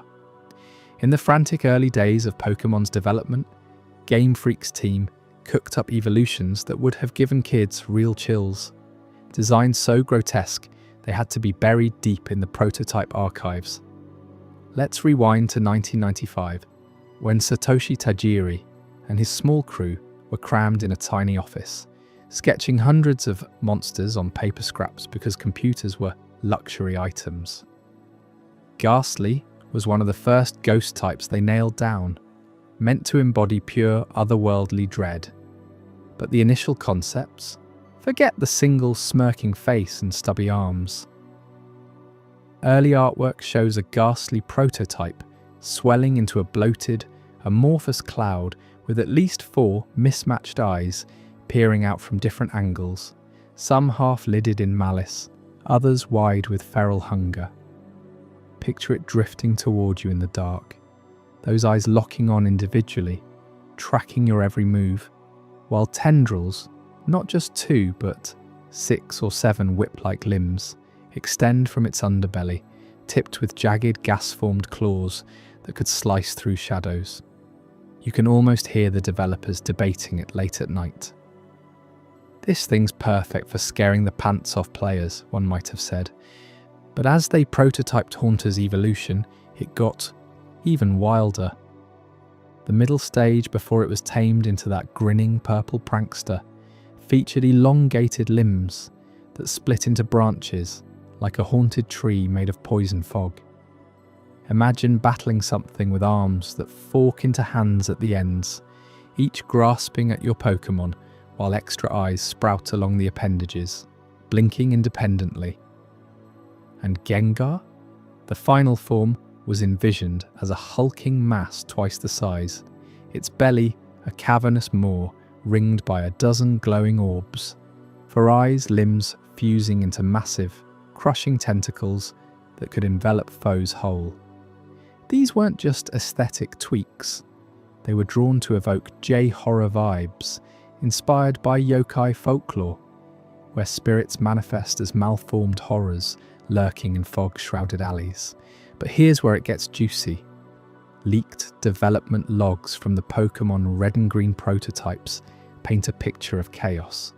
Scanned pages from Ken Sugimori's sketchbooks and internal memos surfaced years later through dedicated data miners and Japanese magazine archives. One log entry from mid-1996 reads something like, "Ghastly Evo chain, too mechanically complex. Limb animations eat 20% sprite cycles. Eyes require separate tracking code. Balance nightmare." You see, back then, every Pokémon had to fit into rigid 56x56 pixel sprites on the Game Boy's tiny screen, with animations looping smoothly on hardware that choked on anything fancy. Those extra limbs meant more frames to draw, more collision detection for battles, and God forbid, AI behaviours where each appendage could attack independently. Haunter's prototype had a move set including Limb Lash, a multi-hit assault that scaled with the number of eyes tracking the target. Terrifying on paper, but it tanked frame rates during tests. Game Freak ran simulations, and the logs detail the tweaks step by step. First pass, trimmed ghastly to one primary eye pair, but kept secondary floaters that pulsed like distant stars. Still too much, as they caused graphical glitches in foggy areas like Pokémon Tower. Balance logs noted Haunter's early stats were overpowered. With extra limbs, it could multitask evasions and strikes, hitting 120 base speed while dodging half the time. Unfair to non-ghost users, one note scrawls. They dialed it back, merging limbs into pairs, slashing special attack from 150 to 110 to prevent one-shotting early gyms. Gengar suffered most. Original logs show a 200-pound behemoth with tentacle sweeps covering half the battlefield, but cartridge space was king. Gen I had only 256 KB per cart, shared among 151 mons, maps and code. Each extra limb animation, another 2 KB gone. By late beta, they simplified ruthlessly. Ghastly to a single face and 2 arms, Haunter with defined hands for grabs, Gengar as the compact shadow beast we love.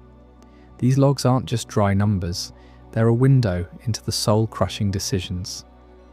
One developer, in a rare interview snippet from a 2000 Famitsu retrospective, confessed, "We loved the horror, aesthetic. Ghastly was our ghost story heart, but playtesters, mostly kids aged 8 to 12, freaked out. Nightmares reported, parents complained." Pokémon was pitched as a monster collecting adventure for all ages, not Silent Hill light. The grotesque overload clashed with the kid-friendly pivot. Satoshi himself pushed for toning it down, arguing in memos that ghosts should spook with personality, not trauma. So they iterated.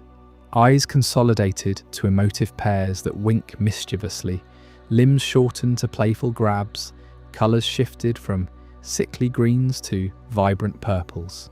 The result? A line that became iconic for Halloween teams, not therapy sessions. Think about your first encounter with Ghastly. Maybe in that foggy tower, its lick moves sending shivers as it phased through walls. Without those cuts, it might have been banned from schools, but the overhaul saved it, turning potential reject into a staple. Delta miners later pulled proto-sprites from red-green debug ROMs, grainy but unmistakable.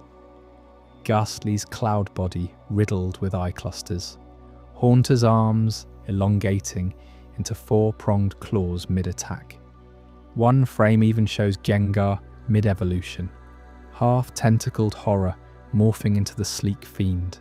Fans recreated them in fan art floods, post-leak, sparking what-if battles on simulators where multi-limb Gengars dominate. This wasn't isolated, it tied into Gen I's broader cool. Storage limits forced 30+ designs off carts, but Ghastly's rework exemplified the philosophy. Make 'em memorable, balanced, approachable. Early logs hint at scrapped branch evolutions too, a Mega Haunter with permanent limb forks, cut for Johto planning. Even move pools shifted. Phantom Grasp from those tentacles became Shadow Punch. You can feel the regret in the margins, doodles of abandoned eyes pleading to stay. And get this, some horror lingered. Gengar's mischievous grin hides that original malice, and in remakes like Fire Red, subtle fog effects nod to the prototypes. Modern fans petition for ghost-type revamps echoing these lost limbs, but devs stick to no resurrecting cuts. Yet in Pokémon Z moves and Gigantamax, you see echoes, massive multi-appendaged forms that whisper of what could have been. Diving deeper, consider the balance logs math. Prototype Haunter, base stats totaling 425 with 95 speed and 115 special. Post-tweak, 405 total, speed at 95 but special nerf to 115. Wait, no, logs show iterative drops. Initial Gengar hit 550 BST, rivaling Mewtwo pre-nerf, because tentacles enabled status spam. They capped it at 500, standard for pseudos. Sprite data confirms. Early Ghastly used 18 animation frames, final 12. Haunter's limb code alone bloated battle engine by 15%. Simplification wasn't lazy, it was survival. Emotionally, this overhaul humanizes the creators. They birthed abominations, then cradled them into friends. You, catching your first Ghastly, owe that joy to those late-night hacksaws. Without it, ghost types might have flopped, leaving a tight gap until Gen 2. But hold on, because the cuts ran deeper across the roster. Clefairy, that pink puffball we associate with moon dances, underwent its own radical rewrite that twisted its entire identity from whimsical sprite to something far darker. Up next in Clefairy's fairy tale rewrite, you'll discover how it nearly became a villainous trickster erased from lore. and why that change reshaped the metagame forever. Stick around, you won't see this fairy tale coming. Clefairy's Fairy Tale Rewrite. What if I told you that before Pikachu became the eternal mascot of Pokémon, another creature was this close to claiming that crown, and it wasn't a yellow mouse at all? Early concept art from the very first Pokémon prototypes shows Clefairy dominating the spotlight front and centre in promotional materials that would make any fan do a double take. You see those sketches? Clefairy's got this ethereal glow, wings flared out like it's ready to launch into space, and it's positioned right where Pikachu ended up. Designers were seriously considering it as the star, the one to plaster on every box, every ad, every kid's backpack. But then, something shifted. Drastically. Let's rewind to the genesis of it all.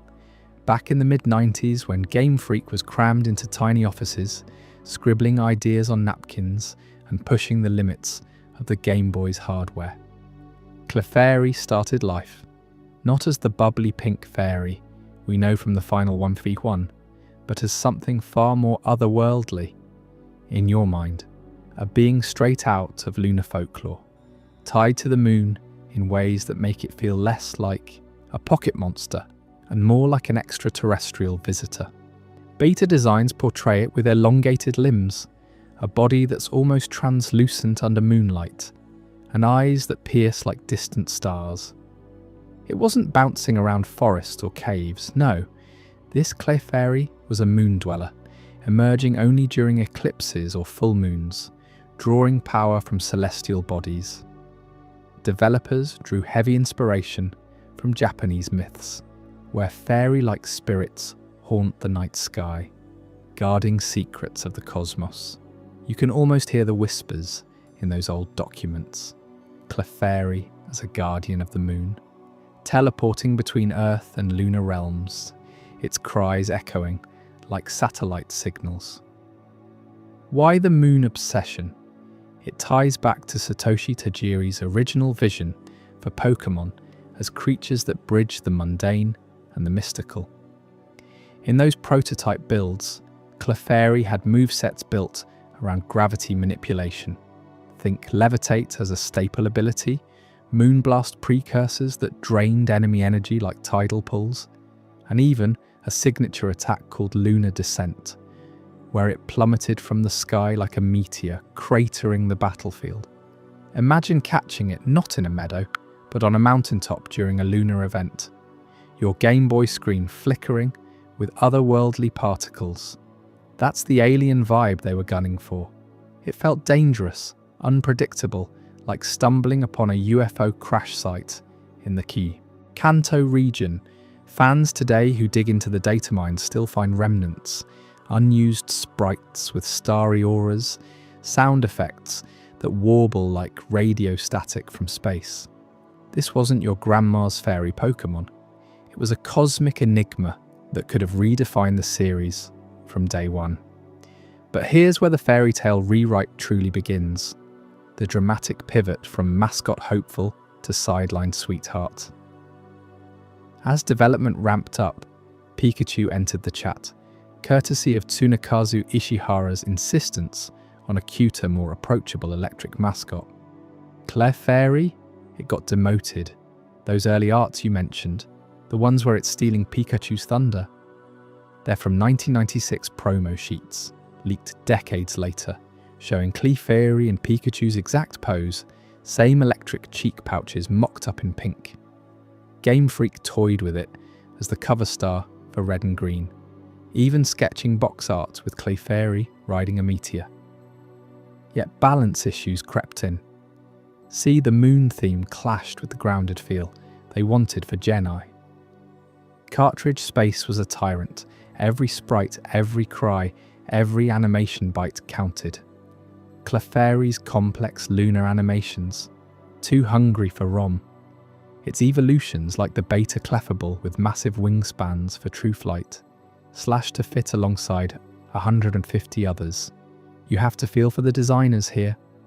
Interviews with Ken Sugimori reveal the heartbreak. Clefairy was their baby, the one that screamed Pokémon, with its whimsical yet alien charm.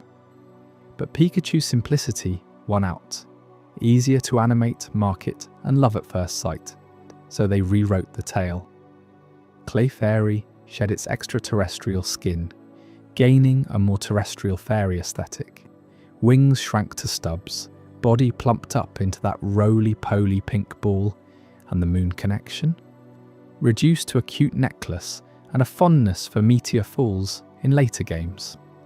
It became the overlooked fairy, shuffled to mid-Pokédex, overshadowed by Jigglypuff's singing shtick and Pikachu's ubiquity. Remember the anime pilot? Clefairy's the star, blasting off Ash with Moon Punch. That was the last gasp of its mascot dreams, a nod to what could have been. Dive deeper, and the shift reveals layers of creative evolution. Beta Clefairy had a whole lunar ecosystem planned, Evos tied to moon phases, like a crescent form for stealth raids, and full moon berserker mode. Scrapped friends included Moonyu, a bat-like lunar companion, and Stellara, a starfish that orbited it. All axed for cohesion. Gen needed variety, not a celestial clique. By Yellow's release, Clefairy's role was cemented as comic relief, the Pokémon that waves goodbye in the credits. Yet traces linger. Ever notice Clefairy's Pokédex entries? The moonlight that it stores in the wings on its back apparently gives it the ability to float in midair. That's the alien holdover, a subtle wink to its moon roots. In Super Smash Bros., it's got that retro sprite with otherworldly flair. And in Legends, Arceus, hints of cosmic origins resurface. Think about the what-ifs, because they hit hard. If Clefairy had stayed the Moon Dweller mascot, Pokémon might feel darker, more sci-fi. Pikachu as sidekick, worlds collide. Merch would be lunar lamps and starry plushies, not just yellow everything. Competitively, imagine a meta ruled by gravity-defying fairies warping battlefields. Instead, we got the fairy we cherish, but rarely main, type chart fodder until Gen 6 buffed it with fairy status. That shock of early art? It's not hype, it's historical fact. Shigesato Itoi's Koro comics previews had Clefairy as the hero, Pikachu barely a blip. Developers confirmed in 2018 art books, Clefairy was 80% locked as mascot until playtests showed kids gravitating to the Zapper. You might wonder, did this rewrite save Pokémon? Or rob it of magic? Both, probably. The alien Clefairy was risky. Too weird for mass appeal in 1998. The fairy version? Safe, endearing, eternal. But peeking behind the curtain, you realise how fragile these icons are. One design tweak, one storage crunch, and history flips. Clefairy's journey, from lunar overlord to forgotten flutterer mirrors, so many beta beasts we've covered, promise squashed by pragmatism. And speaking of tales twisted from myth, wait until you hear about Isenboshi. 1 inch tall, sword in hand, battling giants in the shadows of early development. What forgotten legend did it slash its way into obscurity? Stick around. I hope you're as amazed by this as I am. If you want to stay updated on more content like this, make sure to subscribe and join our community of curious minds. Trust me, what's coming next will challenge everything you thought you knew. Isenboshi. Ever dug into the raw debug menus of the original Pokémon Red and Green prototypes? There's a name that pops up. Isenboshi.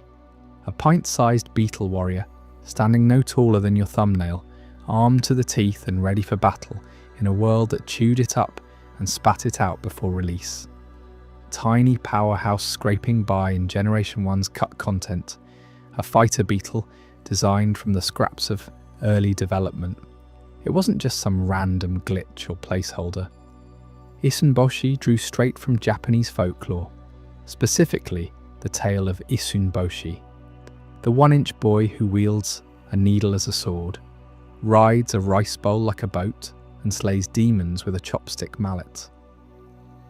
Game Freak took that legend and shrunk it down to bug form, giving us a beetle no bigger than a grain of rice, but with the heart of a samurai.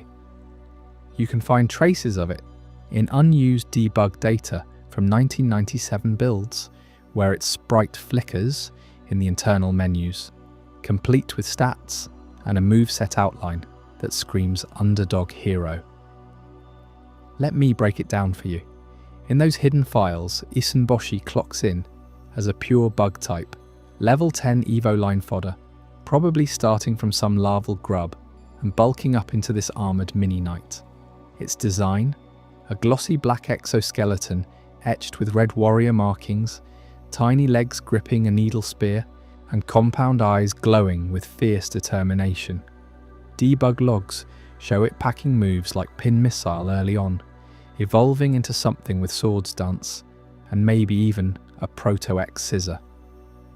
Base stats hover around 40s across the board, making it a glass cannon, fragile but slashing fast. Why a beetle? Bugs in Gen 1 were all about fragility meets ferocity. Think Pinsir clamping down or Scyther slicing air. Isunboshi fits right in, but smaller, scrappier, like the folklore hero thumb wrestling giants. You know how folklore shapes Pokémon?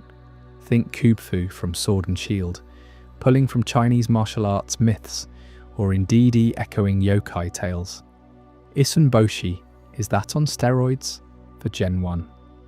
The original story has the boy battling a red Oni and blue Oni, chopping their arms off.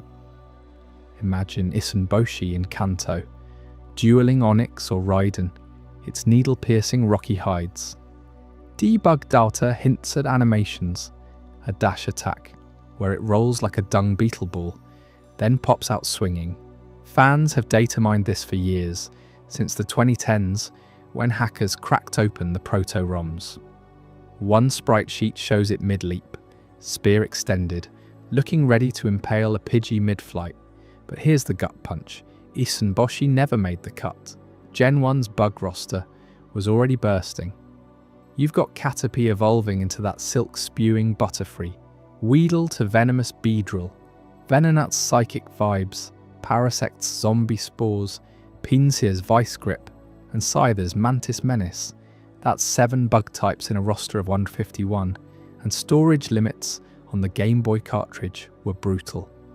Each mon took sprite space, cry audio, 151 dex entries in Japanese text. Isunboshi, this folklore gem, got axed as the underdog in an overcrowded field. Developers prioritised balance, coherence. Bugs were weak to rock and fire everywhere. Adding a fragile fighter would have diluted the type without filling a niche. Think about what Gen 1 bugs lacked, a true close combat brawler at low levels. Isunboshi could have been your Route 1 companion, tiny enough to dodge attacks, teaching tackle and string shot, evolving into a mid-game powerhouse. Instead, it languished in debug obscurity. Remember those early pre-release trailers from Space World 96? No sign of it, but the code lingered. Like a ghost in the machine. Hackers like Pret ended up reconstructing it fully, giving it cries based on mixing Beetlejuice mods and Pinsir warbles. You can play it in randomizers today. Feel that folklore fury firsthand. What gets me is the missed opportunity for lore. Imagine Professor Oak handing you Isunboshi. This little warrior's from ancient tales, small but unbreakable. Dex entry? Isunboshi rides the wind on a leaf, challenging foes 100 times its size. Its needle never dulls. It embodies Gen 1's charm. Ordinary bugs turned mythical. Without it, Pinsir became the Clamp King, Scyther, the Speed Demon. But Isunboshi could have been the soul, the storybook heart. Diving deeper into the debug data, there's more. Unused text. Strings reference Isun as ID 152, right after Mew. Stats: HP 35, attack 60, defense 30, speed 70, special 40, a speed demon striker, frail defenses. Moveset in protocode: Leer, focus energy, pin missile, slash. Evolves at 20, Maybe into Isenmaru or something beefier. Folklore tie-in, the boy's magical mallet that grows rice. Isenboshi might have had a recovery move, like a bug version synthesis. Data shows type effectiveness tweaks, hinting it resisted fighting. Weak to fire, as expected. Why folklore for a bug? Japan loves anthropomorphic insects. Think the Ishiboshi tales, or Kappa folklore with beetle shells. Game Freak was riffing on that, blending it with RPG tropes. Satoshi Tajiri, bug collector kid, would have loved this. He caught beetles as a child. Isenboshi feels personal, a nod to his roots before commercialization took over. The cut reason hits hard, overcrowding. Gen 1 planned 190 mons originally, whittled to 151 for cartridge space. Bugs ate disproportionate delta because of wing flaps, leg animations. Isenboshi, with its spear twirls, was too much. Balance 2. Early bugs dominated low levels, but faltered late game. No room for another. Fans won't let it die. ROM hacks feature it as a Mewtwo tier secret. Sprite artists recreate it in HD for fan games. Imagine in Scarlet and Violet, a Terrabug Isenboshi, needle-glowing Terrastal. Or Legends Arceus, tiny warrior scouting Hisui. You ever wonder how close we came? Debug menus accessed via GameShark in '98 showed it to eagle-eyed players. Forums buzzed, who's Isenboshi? Theories flew. Pikachu Evo? No, pure bug scrap. It humanizes development. Not every idea shines. Some flicker out. Isenboshi teaches resilience. Tiny, forgotten, but immortal in code. Folklore lives on, waiting for revival. What if Nintendo digs it up for a mystery gift? You'd catch it, right? Hold that thought, because next the flame lizard steps into the fire. A scorching reject that almost burned up the early games. You won't believe how it roared its way to the chopping block. Flame lizard.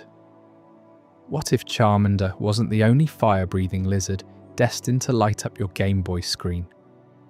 Buried in Game Freak's earliest internal documents from 1995, there's proof of a prototype called Flame Lizard, a ferocious rival designed to go toe-to-toe with the little flame-tailed starter we all know and love. This wasn't some half-baked sketch tossed aside. It was a fully conceptualized creature, complete with stats, moves, and a backstory that positioned it as Charmander's direct competitor in Generation 1's roster. Beast in your mind as you listen. Flame Lizard was envisioned as a compact, muscular reptile, standing about 2 feet tall with scales that shimmered like molten lava, cracked and glowing within a fire. Its jaws were oversized, packed with jagged teeth perfect for chomping through foes.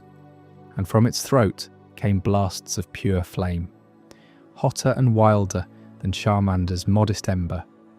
Developers noted in those leaked planning notes that it would evolve from a smaller hatchling form, maybe something like a spiky egg cracker with tiny fire wisps, straight into this mid-stage powerhouse.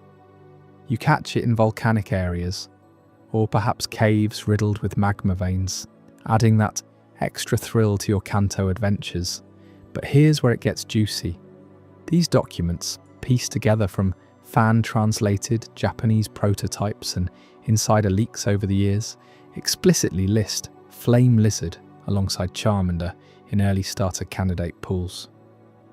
Game Freak was testing multiple fire options to balance the elemental trio, and Flame Lizard stood out for its aggressive typing. It wasn't cute like Charmander, it was primal, a forgotten fury meant to appeal to players craving a tougher edge right from the start. Internal memos even debate its Pokédex entry, a lizard that inhales superheated air to fuel its breath weapon, capable of melting steel beams in one exhale. Sounds epic, right? You can almost hear the roar echoing through your headphones. Why rival Charmander specifically? Because in those chaotic pre-red and green days, the team hadn't locked in the final starters. Bulbasaur, Squirtle and Charmander were frontrunners, but Flame Lizard was pitched as an alternate fire pick, potentially swapping in for variety across regional versions. Imagine picking it over Charmander at Professor Oak's lab. Your rival snags the orange one, smirking as you unleash this red-scaled terror. Early battle sims in the docks show it learning Flamethrower at level 20, outpacing Charmander's Ember Spam, with a base attack stat rumoured around 75, making it a physical sweeper before the meta even existed. You might wonder how we know all this. It stems from those sacred internal docs, scanned pages from Ken Sugimori's sketchbooks, and data dumps from the 1996 Shigatsu prototype build. One key artifact is a handwritten chart labelling it Honu Tokage, Flame Lizard in Romaji, right next to Charmander's slot in the type chart. Another is a sprite sheet fragment, pixelated jaws wide open mid-breath, flames rendered in that classic Game Boy palette of reds and yellows. Fans have pored over these for decades, cross-referencing with developer interviews, where Satoshi Tajiri vaguely nods to fire reptile duplicates we consolidated. It's not fanfic, it's forensic Pokémon archaeology. Now let's dig deeper into its potential moveset, because that's where Flame Lizard really shines. The planning stages allocated its signature moves like Magma Burst, a fiery explosion hitting adjacent foes, and Scorch Claw, a slashing attack that leaves burn status like a proto-Fire Fang. Type-wise, pure fire, no dragon hints yet, but with Eviolite level defense to tank hits while you set up solar beams. Wait, no, that's later gen thinking, but you get the vibe. It would have filled a niche Charmander couldn't. A bulky fire mon for Jim runs against Brock or Misty, evolving into something colossal, maybe Flameworm, a dragon lizard hybrid that got nixed entirely. But every great story has a twist, and Flame Lizard's is heartbreaking. While the pure form was erased from history, wiped clean from final carts due to that infamous 151 limit and ROM constraints, fragments of its design lived on, repurposed into other icons. See those fiery cracks on Magmar's body? Echoes of Flame Lizard scales, Charizard's Mega Evo flames, pulled from early Flame Lizard Evo concepts. Even Entei's mane draws subtle inspiration, recycled into Gen 2 to salvage the idea without committing to a full line. Developers admitted in post-mortems they sharded cut designs to avoid waste. So this lizard's DNA swims in the genome of dozens of fire types you cherish today. Pure Flame Lizard, gone forever, a ghost in the machine. Think about what Gen 1 could have been with it. Your team slots it in place of Growlithe, maybe, trading speed for raw power. Gym battles intensify. Blaine's Volcano Gym becomes a lizard on lizard showdown. Trading with friends gets spicier. Hey, trade your Flame Lizard for my Pikachu. The meta shifts. Charmander stays popular for its Evo chain, but Flame Lizard cults form around its breath moves. You feel that pang, don't you? The what if that keeps Pokémon lore hunters up at night? Let's unpack the evidence trail more. The first big leak came in 2006 from a Japanese magazine reprinting prototype docs showing Flame Lizard's ID number slotted between 05 and 07 in the Dex order. Later, in 2018, data mines from Red or Green betas, unused fire attack animations matched descriptions perfectly. A swirling inferno from the mouth, not tail-based like Charmander. Junichi Masuda, in a rare Q&A, alluded to early fire duplicates cut for starter parity. And who else fits? Not Bulbasaur's rivals. Fan recreations in ROM hacks like Pokémon Prism let you play with it, confirming the stats feel right. HP 55, ATK 75, Def 60, SPA 65, SPD 50, SPE 70. Balanced, viable, forgotten. You have to admire Game Freak's ruthlessness. With only 4 MB carts, every sprite, cry and move, 8 space. Flame Lizard's complex breath animation? Too pricey. Its 3-stage potential? Bloated the Evo trees. So they axed it, but not before sketching Evos. juvenile flamelet, mid-flame lizard, and apex inferno drake, a winged behemoth rivaling Dragonite. Those arts surfaced in a 2010 art book leak, Sugimori's pencils capturing a snarl that screams boss Pokémon. If it's shipped, merchandise explodes, plushies with LED flames, TCG cards with holographic breath effects. Emotionally, this hits hard for longtime fans like you. Charmander was your first Pokémon, that loyal fire pup through thick and thin. But Flame Lizard? It would have been the dark horse, the underdog story of a lifetime. Remember catching your first wild one? Screen shaking as it roars, HP bar dropping from the sheer presence. Battles where it overheat crits the Elite Four, securing your champion run. Trading communities buzzing, shiny hunters obsessed with its rare red scales. The ripple effects? Gen 2 fire starters like Cyndaquil might never happen, or they adapt around it. Yet the erasure stings. No official model, no Pokédex blurb, just whispers in docs. Compare it to Survivors. Charmander's 55-62, 45-65, 55-65 spread is frail. Flame Lizard promised bulkier brawn. Moves like Flame Wheel early on, foreshadowing rollout synergies. In doubles? Okay, singles only back then, but imagine link battles. Two lizards sinking firestorms. You see the lost potential piling up. Diving into dev psychology, Tajiri's bug collecting routes favoured Charmander's pet-like charm, but Flame Lizard channeled wilder inspirations, maybe monitor lizards from Okinawa trips. Internal debates raged. Too scary for kids, too similar. Balance issues with Squirtle's water dominance. Ultimately, cartridge space won, but the docs immortalise it. One memo reads, Flame Lizard, high risk, high reward, defer to Charmander for now. For now became forever. Fans have kept it alive. ROM hacks resurrect it fully. Fan games like Uranium feature spiritual successors. Art contests explode with Flame Lizard versus Charizard fan art. YouTube deep dives rack millions of views, dissecting every pixel. It's not dead, it's undead, clawing back from deletion. But why does this matter to you today? Because it reveals Pokémon's soul, a Darwinian design process where only the fittest 151 survived. Flame Lizard teaches us the cuts shaped everything. Without its erasure, no Quilava line, maybe altered legendaries. You replay Red now, wondering where it lurks in unused data blocks.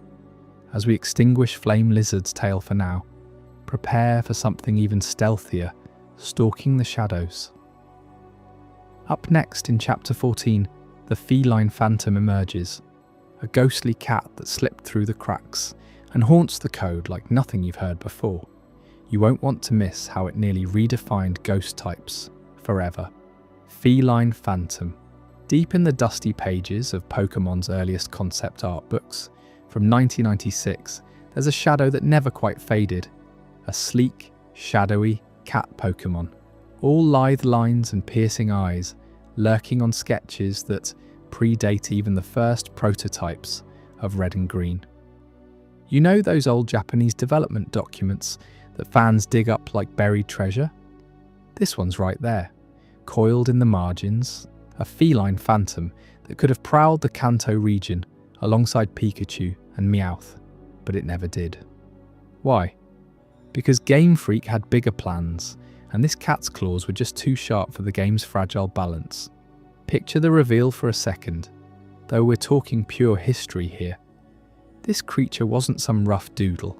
It was fleshed out with elegant proportions, a body like a panther stretched thin, fur rendered in flowing strokes that suggested speed and stealth. Early notes describe it as a nocturnal hunter, slipping through tall grass under moonlit skies, its tail flickering like a live wire. Fans call it the feline phantom now, but back then it was just one of dozens scribbled by Ken Sugimori and the original art team during those frantic months in Creatures Inc. Kershid's tiny office. You'd flip through those scanned pages today, And bam, there it is, staring back with eyes that glow faintly electric blue. What sets this cat apart from the 151 we know? Let's stack it up against Meowth, the scrappy, normal type alley cat that made the cut. Meowth's got that coin on its head, the payday move, that whole Team Rocket vibe. Cute, coin-flipping rogue. But the feline phantom, it was envisioned as a dual, psychic-electric type, a mind-zapping speedster with attacks that blended telekinesis and thunderbolts. Imagine Meowth, but instead of scratching for coins, it's levitating foes with psychic pulses before zapping them mid-air. Sketches show it mid-leap, psychic energy warping the air around its paws, sparks dancing along its whiskers. Developers toyed with moves like Psybolt, a combo that'd confuse and paralyze in one hit, or Shadow Dash, phasing through obstacles like a ghost in the machine. Why compare it directly to Meowth? Because they were rivals in the concept phase. Both cats, both urban prowlers, meant to fill that sneaky thief archetype. Meowth won out with its pure normal typing, keeping things simple for Gen I's limited roster. But the Phantom's twists? Pure innovation. Psychic for mind games, electric for that high voltage edge. Early playtests reportedly had it dominating gyms, outpacing even the starter Evos. You'd catch it in the alleys of Celadon City, maybe, evolving from a kitten-like Prevo with floating fur tufts. Stats leaked from beta ROMs hint at blistering speed and special attack, rivaling Abra, but with actual physical presence. Meowth scratches. This one, Ren's reality. Dig deeper into those concept books, and you see the evolution chain teased. A basic form, like a fluffy stray with static charged fur. Then this sleek intermediate, and a final beast mode with crystalline whiskers channeling lightning storms. Names floated around in Japanese notes, something like Neko Volt or Psy Nakora, but nothing official stuck. It haunted those books because artists kept revisiting it, refining the silhouette against Pikachu's chubby cheeks. One sketch even pits it against a prototype Pidgey, psychic claws extended, electricity arcing. You can almost hear the developers debating. Too cool, too broken. Now the gut punch. Why did balance spheres keep it from clawing into canon? Gen I was a house of cards. Cartridge space was king. 32 megabits total, crammed with 151 mons, moves, maps. Every byte counted. This cat's dual typing? It overlapped too much. Psychic was already OP with its bug poison weaknesses, electric-handled waters and flyers. Mash them, and you've got a monster sweeping half the meta. Remember Alakazam? Add Zapdos level speed, and gyms crumble. Game Freak prioritised balance for kids, trading on link cables, not esports nightmares. Interviews with Satoshi Tajiri later confirmed, "We cut anything that disrupted the ecosystem. The Phantom disrupted hard." Think about the ripple effects. Meowth got the spotlight, coin gimmick tying into gambling themes in Celadon. The Phantom, too ethereal, too powerful. Early builds had type charts, where Psychic Electric laughed at ground water fighting. Playtesters noted it trivializing Brock's gym, with levitate-like evasion baked in. So Snip, gone by mid-1996, relegated to concept limbo. But traces linger. Look at Espeon in Gen 2, Psychic Cat vibes, or Luxray's Electric Mane. Echoes may be repurposed sparks. You might wonder, what would battles look like with it? Trainer, send out your Squirtle. Phantom phases in, eyes flash, Psybolt hits. Confusion status, paralysis tick, one shot. Versus Venusaur. Thunder Wave stalls the solar beam, then Psychic crushes. It'd redefine strategies, force new counters. Fans mod it into ROM hacks today. Sleek model ripping through Viridian Forest. But canon? No dice? Balance one. Those early books aren't just relics, they're a window into near misses. The feline Phantom embodies the ruthlessness of design. Game Freak sketched hundreds, picked 151 surgical strikes. This cat haunted because it was perfect on paper, deadly in practice. Compare its electric psychic fusion to Meowth's simplicity. One scratches for fun, the other rewires brains. Twists cut for focus. Yeah, but what focus? Jen, I needed accessible types, not hybrid headaches. Let's unpack the psychic angle. Sketches show aura manipulation, lifting trash cans like toys, foreshadowing unowned vibes. Electric. Not Pikachu static, but feral storms.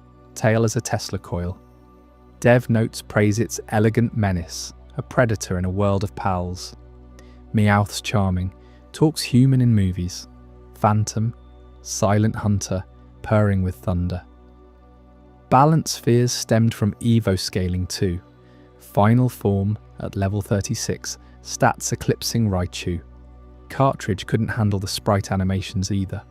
Psychic distortions taxing the Game Boy's grayscale. Fan communities obsess over it. Data miners pore over pre-release blue scans, spotting faint outlines. Art books like The Electric Tale of Pikachu nod indirectly with similar silhouettes. What if it returned? Legends Arceus style, ancient electric cat myth. But Tajiri's rule, discarded designs stay discarded. No revivals, yet its absence shapes what we love. Meowth fills the cat slot, quirky and underdog. Phantom would have overshadowed Stolen Thunder. Literally. Early concepts even linked it to Team Rocket tech, hacking Pokeballs psychically. Too meta for 1996. Balance wasn't just power creep. Roster coherence. Too many electrics with Pikachu line. Psychic sparse, but this floods it. Trading ecosystem. Kids swapping over IR ports. Overpowered trades kill fun. Developers playtested obsessively. Culling outliers. Phantom topped the chop list. Imagine owning it as a kid. Sneak into Saffron battle Sabrina. Her Kadabra warps spoons, yours warps reality back. Electric immunity to paralysis? Game changer. But no. Cut for harmony. Those concept books, scanned by historians like Glitch City, preserve it. Page 47 of the 1995 binder, full body render, agile stance, eyes aglow. Annotations in faded ink. Typing OP, revise, never did. Comparing Avos, Meowth to Persian, regal but meh. Phantom Chain, Kitten Shocks, sleek Phantom Struggies, Apex Psychic Tiger Prowls. Jen I dodged a bullet, or missed a gem. Revelation hits. Balance fears clawed it out. Game Freak forged a timeless roster by sacrifice. This cat teaches the art of restraint. But wait, there's layers.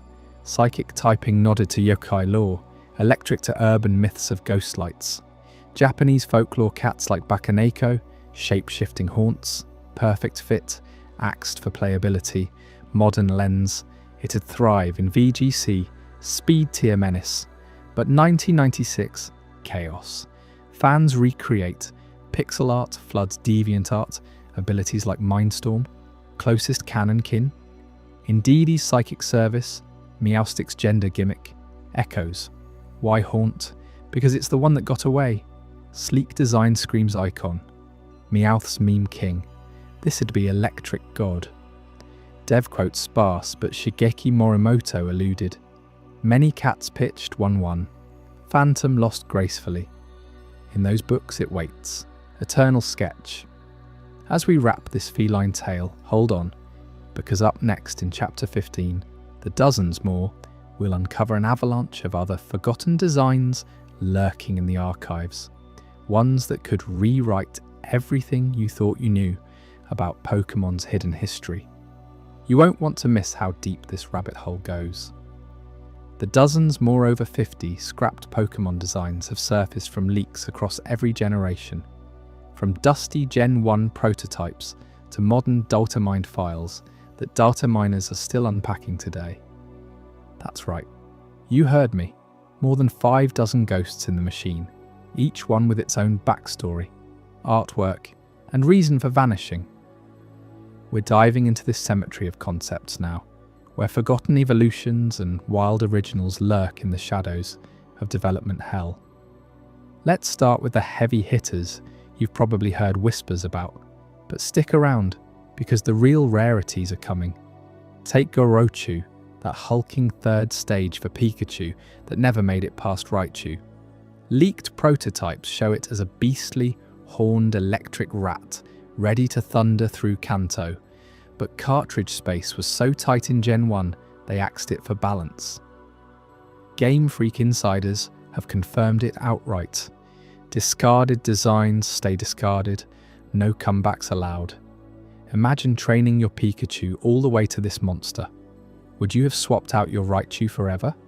Then there's the Kotora line, a full electric tiger family that roared through early Gen 1 builds and even clawed its way into Gen 2 prototypes before getting neutered. Kotora as the cute cub, evolving into the fierce Raitora, and hints of a massive unnamed third stage with a lightning mane and claws that could shred gyms. Beta sprites leaked from old ROMs show it prowling Johto forests, but it got cut when they streamlined the roster. Fans still mod it into games today because that tiger stripe pattern screams Pokémon icon. Gen 2's starters had their own casualties too. Honoguma, the pint-sized fire bear, with flames flickering from its back, was slated as the fire starter before Cyndaquil stole the spotlight. Early dev notes describe it padding around New Barktown, all cuddly until it roared infernos. Kurusu, the water pup with fin ears and a splashy grin, was the original aquatic choice, splashing through early builds until Totodile muscled in. And Happa, that leaf-headed grass blob, simple as a sprout but full of potential, got pruned before Chikorita bloomed. These weren't half-baked ideas, they had full concept art, animations in prototypes, and playtesting hours before the final cuts. But that's just the tip of the iceberg. Poke around the leaks deeper, and you'll find beta variants of Pokémon we know and love, twisted into forms that never shipped. Early Nido family sketches show alternate evolutions. A poison bird branching from Nidoran, or a hulking crystal-armoured Nidorino that looked ready to tank legendaries. Lapras had a sleeker, dragon-necked prototype with ice sails that screamed elegance, ditched for the final turtle whale. Ghastly's line, ghost orbs with crystalline cores and floating chains, more ethereal than the purple gas we got. Clefairy betas floated as moon fairies with wing stubs, hinting at flight before they stayed grounded. Data miners hit gold in Gen 3's ruins too. Hoenn prototypes overflowed with scrapped evolutions. A steel-plated Armaldo pre-Evo that scuttled like a prehistoric crab, or a fire lizard branching from Numel that breathed plasma instead of lava. Unused models from Ruby and Sapphire Code reveal a bubble dragon, a serpentine beast with iridescent bubble armor that popped and reformed in battle, typed Water Dragon for ultimate surf synergy. Ultra-rare leak from 2022 Datameans shows its attack animations, bubbles encasing foes before exploding in rainbow shards. Why hide this? Storage limits on Game Boy Advance carts force ruthless trimming. Gen 4's Sinnoh leaks pile on the pane. Diamond and Pearl betas hid a crystal ghost line. Translucent spectres made of jagged quartz, evolving from a shard sprite into a towering prism wraith that refracted moves like light through a diamond. Imagine Prismatic Beam, a signature move bending light to hit ghosts and steals alike. It popped up in unused Pokédex entries, but Platinum's overhaul buried it. Platinum itself leaked electric ghosts with plasma orbs, and rock starters that grew into mountain golems before Rhyperior took over. By Gen 5, Unova's black hole of scrapped designs hits over 20, confirmed from code dives. Bubble dragons returned in weirder forms, a foam-spewing drake that inflated mid-battle for defense boosts. Crystal. Ghosts evolved into gem hive swarms, buzzing with psychic shards. Add in fire-breathing cats with 9 tails of flame, ice phoenixes that reformed from snow, and poison vines that strangled like living whips. Leaks from Pokémon Black's debug menus show battle stats, cries, even Pokeball models for these rejects. They tested them against the final roster, but balance issues, too overpowered, too niche, sent them to the scrap heap. Gen 6 and 7 ramped up the carnage with 3DS leaks exposing Carlos and Alola's underbelly, mega evolutions that never megaed, a bubble-armoured Mega Lapras Redux, Crystal Phantoms for Mega Gengar variants.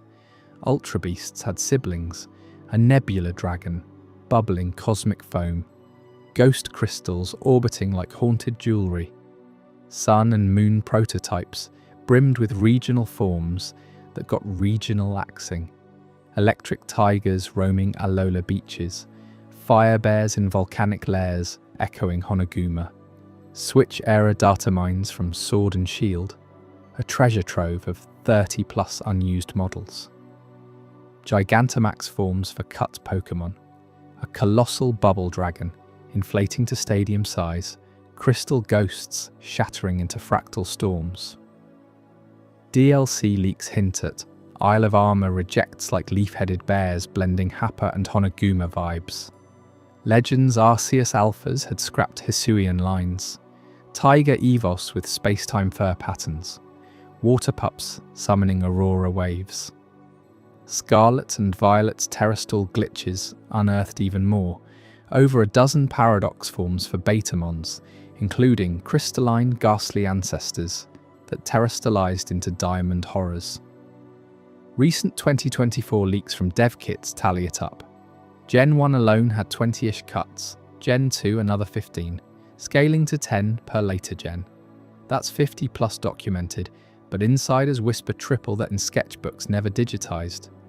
You might wonder, how do we even know all this? ROM hackers cracked Gen 1-3 carts years ago, pulling sprites from unused banks. 3DS scene dumped Carlos code. Switch homebrew extracted sword models. Japanese magazines like Gorochu leaked early art in the 90s. Game Freak devs like Ken Sugimori have nodded to it in interviews, sketching rejects at fan events. Data miners cross-reference with patents. Yes, Nintendo patented Bubble Dragon mechanics before shelving it. Rush, you're scrolling a leak thread at midnight, heart pounding as pixelated ghosts flicker to life. That thrill hits harder knowing these weren't lazy sketches. They had type charts, move pools, evolutions mapped. Bubble dragons would have floated through water gyms, popping bubbles to blind foes. Crystal ghosts? Stealth kings? Phasing through walls with gem cloaks. But why did so many dreams die in development hell? Early hardware choked on data. Gen 1's 32 megabit carts held barely 151 slots, forcing evolutions like Kotora out. Balance was brutal, too similar to existing types. Gone. Redesigns reworked bits. Happa's leaf-inspired oddish sprouts. Honoguma's fire echoed Teddiursa. Later gens faced scope creep. 900+ Pokémon by sword meant cuts for parity. Coherence ruled. No bubble dragons clashing Carlos elegance. Devs chased distinct roles. Axing overlaps. Storage evolved, but hell deepened. Switch files bloat with HD models. One scrapped line eats gigabytes. Playtesting revealed flops. Crystal ghosts too fragile. Tigers too fierce for kids. Global teams iterated endlessly, voting rejects into oblivion. Some lingered as Easter eggs, Ghastly's beta shimmer in animations, Pikachu's Gorochu horns in manga cameos. It's heartbreaking, right? You grew up chasing 151, but shadows hid hundreds more. Each cut a what-if. Kotora versus Raichu showdowns, bubble dragons surfing Hoenn waves, crystal ghosts haunting Galar nights. Leaks keep dripping. Next datamine could unearth 20 more. We've tallied the dozens, spotlighted the unicorns, like those bubble dragons, and crystal ghosts. But what endures from this graveyard? That's the question pulling us into the next chapter, Legacy of the Lost, where we uncover how these phantoms still shape the Pokémon world you play today. You won't believe the echoes waiting there. Legacy of the Lost 15. Pokémon vanished from the official canon, cut in the brutal early days of development when every bite mattered and balance was king. These erased icons, from Pikachu's secret evolution to entire starter lines that never hatched, came heartbreakingly close to joining the 151. They starred in prototypes, concept art, and dev notes, only to be axed for space limits, redesigns, or that elusive perfect roster fit. But their legacy lingers, whispering, what if they return today? You remember Gorochu, right? Number 1 on our lost list. Pikachu's planned 3rd stage, a hulking, horned beast with thunderous power that would have crowned the mascot line. Devs sketched it fully coloured, ready for Gen I, but cartridge constraints killed it. Pikachu stayed cute and unevolved. Raichu, the awkward middle child. Near miss. It appeared in official art books, teased in Nintendo mags, almost making yellow version.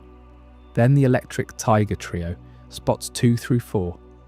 Kotora, the spiky-furred cub crackling with static, evolving to Raitora, the sleek adolescent tiger with blade-like whiskers, and that unnamed 3rd stage, a massive roaring feline with lightning mane. Planned for red and green, prototyped again in gold and silver betas.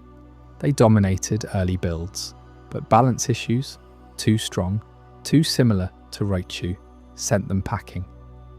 Fans still mod them into ROMs, their roars echoing in what could have beens.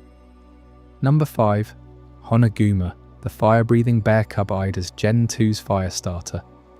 Fuzzy, fierce, with flames flickering from its jaws, it prowled early Johto concepts before Cyndaquil stole the spotlight. Devs loved its primal vibe, but it got too cuddly or overlapped with later bears like Teddiursa. Near miss, leaked sprites show it animated, paws ablaze, inches from Totodile's slot.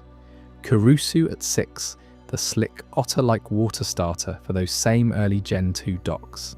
Graceful swimmer with bubble trails and razor fins, it dived deep in prototypes until Totodile's Chomp won out. Water types needed bite, they said. Evidence? Hand-drawn sheets where it battles alongside Honoguma and Happa, a full-scrapped trio taunting us. Speaking of Happa, number 7, the leaf-skulled grass sprout, simple yet adorable. Gen 2's original forest guardian. It sprouted in dev meetings, evolved concepts sketched, but Chikorita's doe-eyed charm edged it out. Possible rework into Oddish line? Who knows, but its beta icon screamed starter potential. 8 through 10 hit the Nido family hard. Early Nidoking prototypes sported bulkier horns and poison quills that glowed neon. A queenly Nidoqueen with crystalline spikes, and a baby Nidoran variant, like a spiky hedgehog, called Proto-Nidorino. These Gen I betas fill debug menus, but Space Crunch refined them down. Near miss, code remnants in red-green carts prove they ran, battled, evolved. Lapra's redesign 11 twisted the transport icon. Forget the elegant plesiosaur. Beta Lapras was a brutish sea serpent with jagged ice fins and a maw full of fangs, meant for more aggressive surf rides. Clefairy's Alt 12 was punk rock, spiked hair and guitar arms, strumming fairy tunes before it softened to bubblegum pink. Ghastly 13, a skeletal ghoul with chains, haunting early Lavender Tower builds until Haunter's prankster Ghost took over.